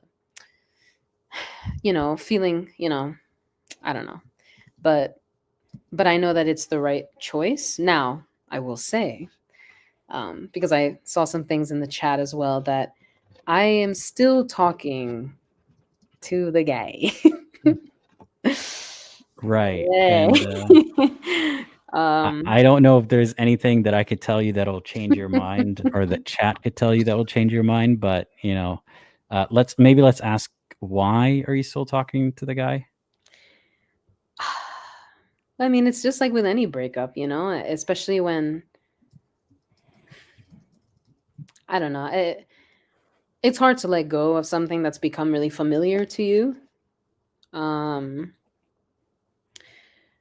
and also like aside from like religion, the emotions on his side too. Like the issue is I can see that he does care about me, but his religion won't let him like how do I say it? Like Are you thinking that he would be great if not for this one thing? maybe, but then that would mean that he grew up a different way. He'd be a different person, Yeah. basically. So it's like then at that point it's like, okay, just be with a different person then, Lily, Mhm. um so yeah, I don't know. It's I don't know. I've always it's just hard. It's just really hard. Um especially when like there's nothing bad happening at the moment, kind of. Not really. I mean, well, there are a couple things, but uh I mean, not to mention why the eyebrow raised? just the things you mentioned on this stream. Like, again, even if he's not actively doing them every day, that's a theme. Yeah. That's just who the person is, and that's going to come up in other ways too. Yeah. Um, so yeah, I mean, this is a lost cause. It doesn't sound like Like the person is even on the edge of changing their mind about their upbringing or anything like that. So Yeah, you can't force that on them. You can't fix them in a way. And you would be doing yourself a huge disservice if you keep talking to them because you're just leading them and yourself on. I know. It's it's so it's like I can hear myself talking and I can I can see how silly it is, but it's like I'm holding on to hope, you know, like Hope that hope what? That hope what? that he'll change. So cliche, God. But No, it's but like it's good to finish the thought till its conclusion. Hope that he would change how? hope that he would change into the man that he says he will be once we are married and together. How is that man going to be different than the man that he is right now? You know, he says things like, "Oh, I forgot to tell you. I asked him if I wanted to start singing again and performing, would you let me?" And he like immediately said no. And so I brought that up because then he says, you know, he says that he would do so many things for me, so many good things for me. Like we would do so many activities together and like fun activities together that I wouldn't even think about the other stuff that I want to do, like singing and What? yeah. Is he saying he's going to date you so good you're going to give up on your dreams? Yeah. Let's rephrase that. He's going to date you so good you're going to Yo, give I'm gonna up on your date dreams. How that is the reddest of flags. I know. I know. It's just like, And you said that he would yeah, okay. So that's different than what you said earlier, which is that he would change once you get married, I guess, or like convert back to Islam, wear a hijab, maybe even wear a niqab at some point, and then mm, change to what? he would change to what? Yeah, like he'll just take you out more. Yeah, basically, like we'll go. Like he knows that I like roller coasters. He's like, we'll always like we'll go to like. I can't with your You reaction. can buy yourself a roller coaster ticket. Go to Disneyland right now. It'll be No boycott. cheaper. And okay, Sorry. whatever. I'm not a supporter of I know Disney. Whatever. that. Six Flags, if that's still cool. I don't know. Just go It is. somewhere with a roller coaster Mm. and pay for your own ticket. Find a nice guy eventually that will go on roller coaster rides with I'm sorry. you. I have Yeah. to point out this comments. This person saying they're gonna live at Cedar Point. Cedar Point is this like huge amusement park in Ohio. I don't know if anyone's familiar with it, but that's just You know what? hilarious. Go get a job there. Maybe you'll meet someone who's a roller coaster enthusiast. You And know, then he'll it's date me so good. yeah. Holy crap! Oh man, Yeah. but yeah, yeah. So he says stuff like that, and then you know, he said, you know, he's like, for example, he loves photography, right? Mhm. And I was like, would you, if I asked you to stop doing photography, would you do it? Because it makes me uncomfortable because I don't like it. And he said yes. And I was like, dude, first of all, I would never ask you to give up something you love because I love you, you know, because I care about you. And I know you'd be miserable if I prevented you from doing something that you enjoy. And then he was like, "No, but you're not looking at it the way that I'm looking at it." He was like, he basically said he would give up anything because of my love for me, right? So if I asked him to give Okay. something up, Okay. he would do All it. right. I And so, gotta say this. First of all, talk is cheap. All right. yeah, yeah, of And course. you're never gonna have to cash in that request because you're not crazy. You're not gonna ask him to stop taking photos, right? But Hmm. he will cash in his request to control you. Hmm. And so it's easy for him to say, "I would totally do that for you, babe," but not actually have to do it. And secondly, this is not a good relationship where you both have to give up stuff you love just to like be even. You know, Yeah. it's yeah. So obviously, no. So the point is, what you're hoping for is not even a good scenario. Like what you're saying, you're holding on for hope for what that he would do what he told you he would do, which is take you on a roller coaster and maybe give up photography for you, which you don't even want. Um, but I think you had pointed this out too, and I had pointed this out. This is so analogous to a Muslim's relationship with Allah, right? That God is Mhm. asking them to give up so many things, even without a good explanation. When you Mhm. ask for why, he lashes out and he's like, "Well, leave then," and then Leave, and then I'll you'll be burn you. tortured. Yeah, Yeah. like I'm glad your guy didn't say that, but maybe then, maybe if he said Maybe that, you'd then it would be leave. easier to leave. Yeah, but yeah, like I think you already know the answer. I do, I do. I've known it for since the last time we talked. Um, but yeah, it's I keep saying it's hard, but it's like, okay, if he can say words, I can say words. They just have to be the right words that would make us stop talking and I could move on to someone that would let me sing. I mean, all you need to do to stop talking is you don't even necessarily owe him a final message, but if you really want to be nice about it, just write a message and just stop responding or block him because, Ugh, just having that power to get through to you through his words, you don't yeah. need that in your life. So, no one's going to force you to do this. You got to do it for yourself, but you don't want to be, a year from now looking back at this live stream or the one before and thinking, girl, I wish you left. I wish you would Yeah. have left right then. Yeah. Yeah, I mean, I'm never going to be Muslim again, so I don't know why he's still still talking to me. Because he's holding on to hope that you'll give up your dreams and your rights to just be with him. Yeah. Because he's gonna date you so well and take you on roller coaster rides. And mind you, all this dating is supposedly halal. So Oh like yeah. barely Okay, even hand holding. that I don't know if you remember, but it was a joke that we were talking about, like, oh, I wonder if there's an audience for like women reading or reciting Quran for Muslim men, like on YouTube or something, like, Mhm. my girlfriend recites Quran, whatever. Do you remember that? Yeah, yeah. Okay. But you were gonna say a joke and I cut you off with my Fatima joke. But I wanted to say you were gonna say you sound like those couples that are like gaslighting themselves into believing that they're like in a halal thing because they're not boyfriend and girlfriend. They're like, that is me and this guy. I'm so serious. I would always be like, dude, we're boyfriend and girlfriend. He's like, no, no, no, we're engaged. I'm like, no, no, no, no, no. No, we're not. No, we're not. So yeah, that's a real thing. Like, being like, oh, Allah knows our intentions and we're not doing anything bad. We're not talking bad, which is true. We never really But we what never is bad about intimate conversations though? Like yeah. Yeah. that's the whole reframing of it. Like it makes intimacy seem bad, and then when you are occasionally accidentally intimate in one way or another, Mhm. or you cross that blurry line, then you feel bad. It's just a cycle of feeling bad for no good reason. Yeah, and that was another thing, like, in our relationship where, like, I felt like I couldn't express myself physically to him. I couldn't show him love in a different way other than words. Mhm.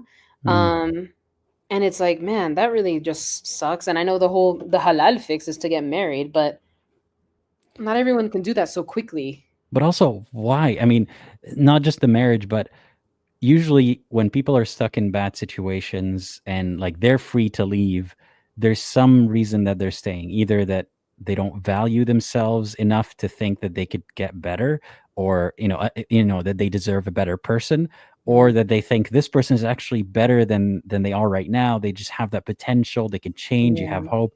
They don't even have hope that he would change. Like the version of him that he promises is just a guy who takes you on roller coaster rides, but that's not the version that you That's not need. everything he said. No, I'm just Sure. kidding. There's more to it, I'm sure, but in the meantime, you're taking all the negatives of dating, Mm, being gaslit, being manipulated, and having to bargain for your rights, and all for what? Not even holding hands, not even, like some people get intimacy out of it. It's toxic, but at mhm. least they get something.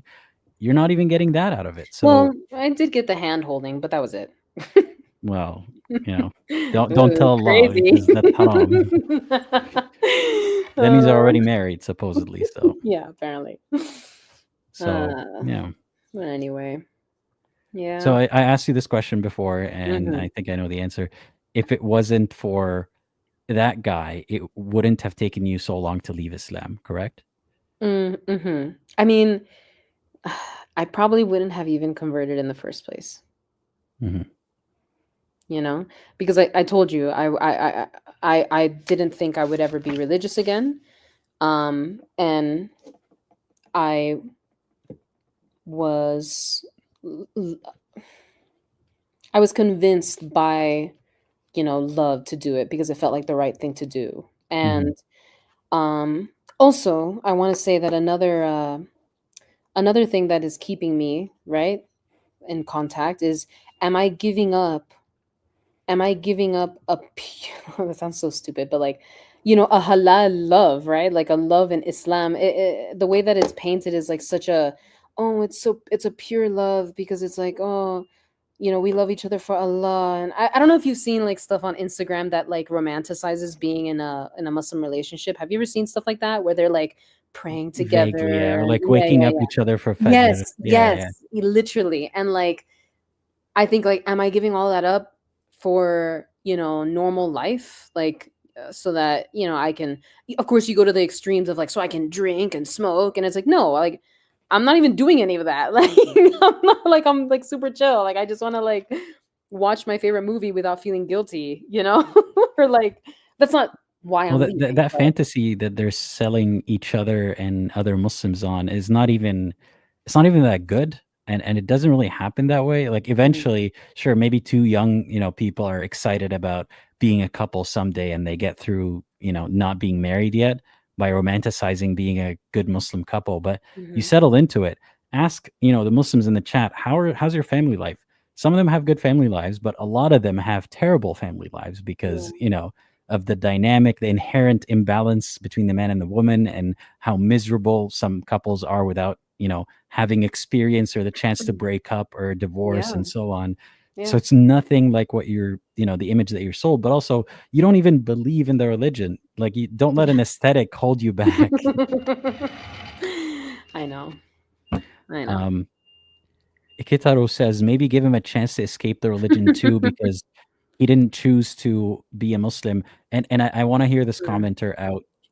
I get your point here. Like I've repeated this so many times. None mhm, of this is to say that this particular person is a bad person or they deserve to never find love or something like that. mhm, But for Lily right now, it sounds like it's not a right match, and it doesn't sound like he's receptive to conversation and critical thinking the way that Lily is. So yeah, it's not really her place, and it's not really feasible most of the time for someone to convince someone to leave their religion, because then they'll always feel like I did it for you, or like what if you're, tempting me into hell and all this kind of mhm. stuff. You don't Yeah. want it to be attached to you in any way. Yeah. And then this person, Kitaro, said, if he's not receptive, then yes, move on. And I will Yeah. say, like, we've had that discussion where, he asked me, well, do you think I'm going to leave Islam? And I was like, no, first of all, I would never ask you to do that because it's your belief. And I'm not about to, I didn't say this to him word for word, but I basically said, like, I'm not about to destroy your life because that's a hard thing to go through. Um, But and for you you, can't be with him as a Muslim. no, So yeah, are you definitely. in denial, or like do you secretly wish that he leaves Islam? No, I don't secretly wish that. Um, I Then secretly do you want to wish be with a Muslim? no. Then you don't want to be with him. That's the Well, conclusion. if if they're chill and they don't like care, No, it's one or it's the not about other. being with a Muslim. It's about the person themselves. Like he's not. I don't mean all Muslims are bad or anything to that effect, Mhm, but a mhm, Muslim who believes the things that you found in the Quran are not problematic. A Muslim, not a Muslim who's ignoring their religion, or a Muslim who's not very informed on it, a practicing Muslim. Do you want to be with that? no, So are you hoping that he would stop being a practicing Muslim? no, Then are you hoping that you will be a Muslim? no, Then what are you hoping for? nothing. There's nothing. I don't know. There.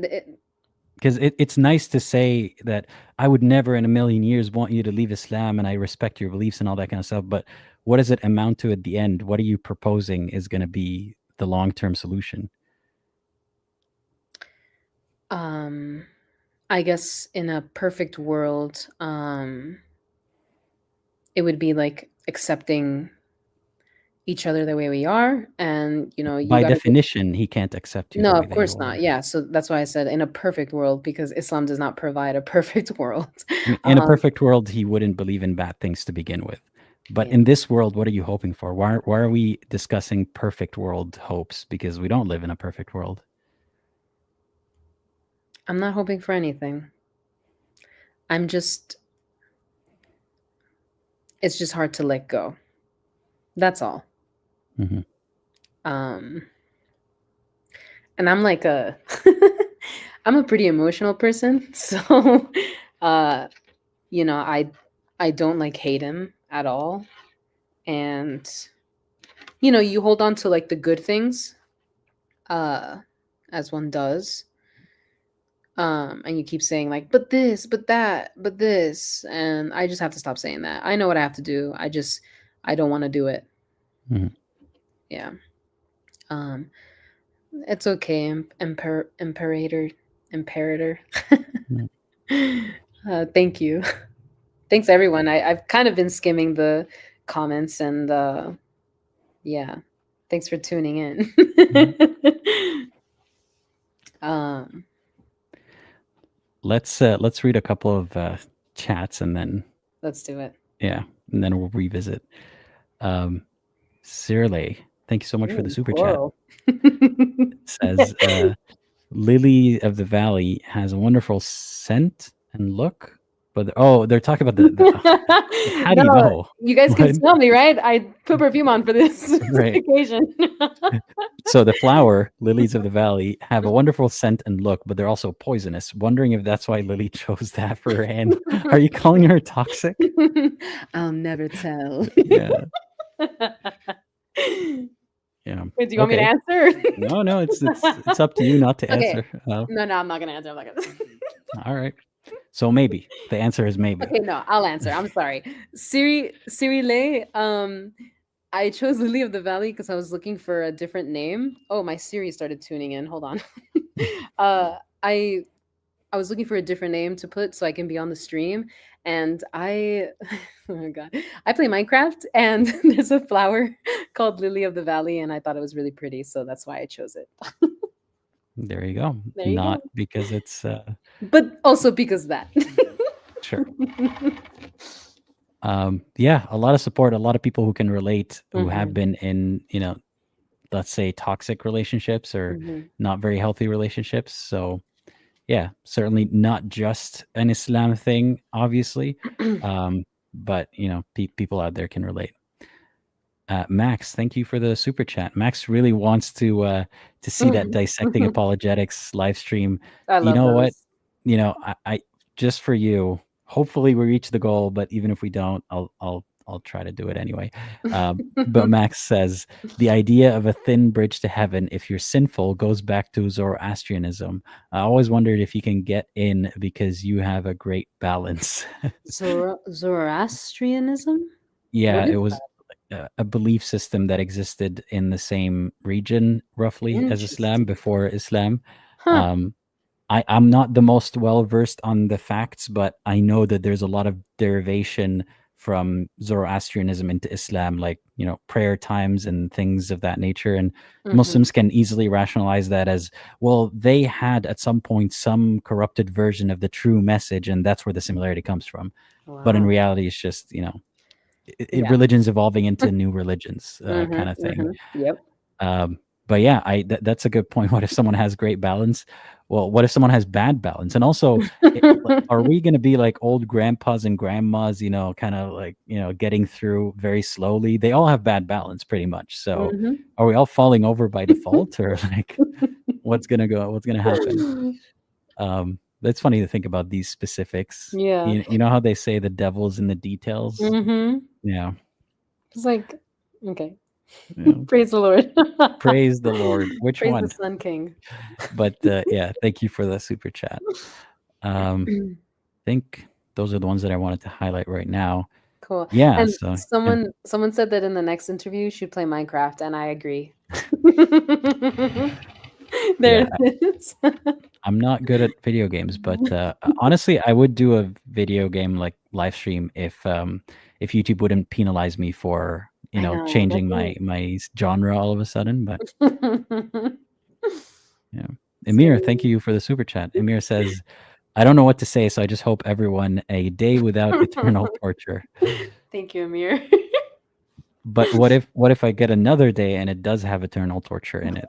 Why didn't you just wish for no eternal torture? No You, eternal you torture. had one wish, Just for Emir. today. Just for today. But yeah, thank you. The next person, please wish for no eternal torture, or we Cancel might it still out. be. Yeah. Um. So yeah, I Mm, think we're pretty much at the end of your story. Is there yeah. anything that we missed that you wanted to talk about? Um, well, I want to say two things. The first one, I wanted to bring this up, but in the last stream, someone commented, I don't know what I think it was Anan Ra or Aman Ra. And I've seen them around a lot, but Mhm, they commented saying that they're married to a Muslim and they have to pretend to be Muslim. mhm, And I just wanted to say that I don't know if they'll listen to this, but I really, really hope that one day you don't have to do that. And I really hope that, I mean, I guess like me, before I get into a situation like that, I hope that you can get out, so you can live your true life, um, and be truly at peace with yourself, mhm. because it sucks to live a lie. So I just wanted to bring that up because I remembered that comment from that stream and it made me upset that they, I don't know who they are, but Mm, has to live like that. yeah, And then the second thing is just thank you to everyone. And thank you, Aladdin, for having me mm, again. It was really fun. Um, yeah, yeah. and for everyone being, interactive and receptive, and for anyone dealing with something similar to, my story or anything, because there are many out there. You know, really listen. It's all cliche stuff, right? Because we've been there time and time again, but really listen to your gut Mhm, and do what you need to do, what you know you need to do, even if it hurts, even if it um, feels wrong in the moment, you know that it's right. And in my case, I know that what I have to do is the right thing to do. It's just hard. But yeah. yeah. Yeah, thank you for the kind words. I hope whoever needs to hear them hears them. I can speak from experience of at least like secondhand experience. I've spoken to so many people who are in a relationship or like considering a relationship with a Muslim, um, both genders, but so it's not specific to Hmm. one type of relationship, and it's hard for a lot of them, especially when they love the person, they just don't, or they love parts of the person, they just don't love their bad beliefs and how religion affects them. Sometimes they're already stuck with them by the time that they realize they don't believe, or maybe they're not a convert, they're, a Muslim that realizes they don't believe in Islam after having met the person. And those are very difficult to deal with, but it's not a life sentence. It's not the end of the world. It's still Hmm. manageable. There are still ways to have a happy life and find a solution that works for you. But if you can avoid being stuck in that situation, please, for the love of whatever is holy for you, do not think, do not get into a relationship thinking this religion is going to grow on me or this person's going to grow on me. If it's not for you, it's not for you. Don't make concessions for someone else. Don't Hmm. think that there's a version of them that would be totally happy with. You date, or you're partnering with the person you're meeting right now and the person they're going to be in the future as well. Yep. And it's not likely that they will be better for you, if they're not already headed in that direction. So, Usually people don't change like core beliefs. Like mhm, obviously they do, and in your case when you left Islam and stuff, but I don't know. I don't want to believe that people don't change, but don't live on the hope that they will. If they do change and they come back and you decide, oh, it's, whether this is like a friendship, a relationship, even your family, if they decide to come back to you and, say like, we're sorry we treated you that way because you left our religion or whatever, um, you can make that decision on whether you want them in your life again or not. But, yeah. you know, love yourself first. Nah. Believe it though. You should be talking to Yeah, yourself right I now. know that. No, this is about the people. This is about the people, Aladdin. Mm, you're the people too. Okay. Yeah. Um, Yeah, thank you for being here, and I hope everyone enjoyed. I still want to take a few comments, Okay. just general things. You're free to go if you need to go, also, but I I just want can to get stay through for a them. little bit. All right. Um, there's this comment from Ethiopian Soldier that says, I saw "Lily, that. we await your glorious return to Islam," and there's a continuation to it. Oh, Um, but for a second, let's just think about this. And I want to address that person and people like them. Even if you mean it well, like even if you mean this person is lost, I hope they get saved so they don't go to hell, all that kind of stuff. It's almost like you have your fingers in your ears and you haven't been listening to them talk. And you're yeah. like, la, la, la, la, la, I don't care. I hope you return. Like, just listen to what they're saying. They don't believe any of these things. How do you hope they're going to be deluded into returning if like there are no answers? What? Mhm. It's like you're not even listening to the person. It's just it It's like almost feels, any. yeah, like it's a generic like good wish that is so tone deaf and misplaced. But even if the person doesn't take offense to it, it's like you're wasting the good wish by not listening to the person. It's Yeah. like a selfish wish almost, because you're not really tending to what they need to hear, what would even resonate with them. Even Mhm. if you want them to return to Islam, it's not going to work by you not addressing any of the problems that they brought up, the doubts that they had, and just saying, I hope you return anyway. Yeah. um, yeah, it's kind of It's obnoxious. dismissive. And no, I think they misunderstood. She literally is tricking a guy into marrying her by pretending to be a Muslim. What? It's like they have this idea about Mhm. ex-Muslims, or like, yeah, fake being Muslim. Apostates are just slimy fake people. Naturally, no disrespect. Something no disrespect. Yeah, sure. Something y'all have in common, I noticed. Get your head out of your own butt and stop thinking Mhm. about this us versus them bullshit. Because like Mhm. it's we're too old for this.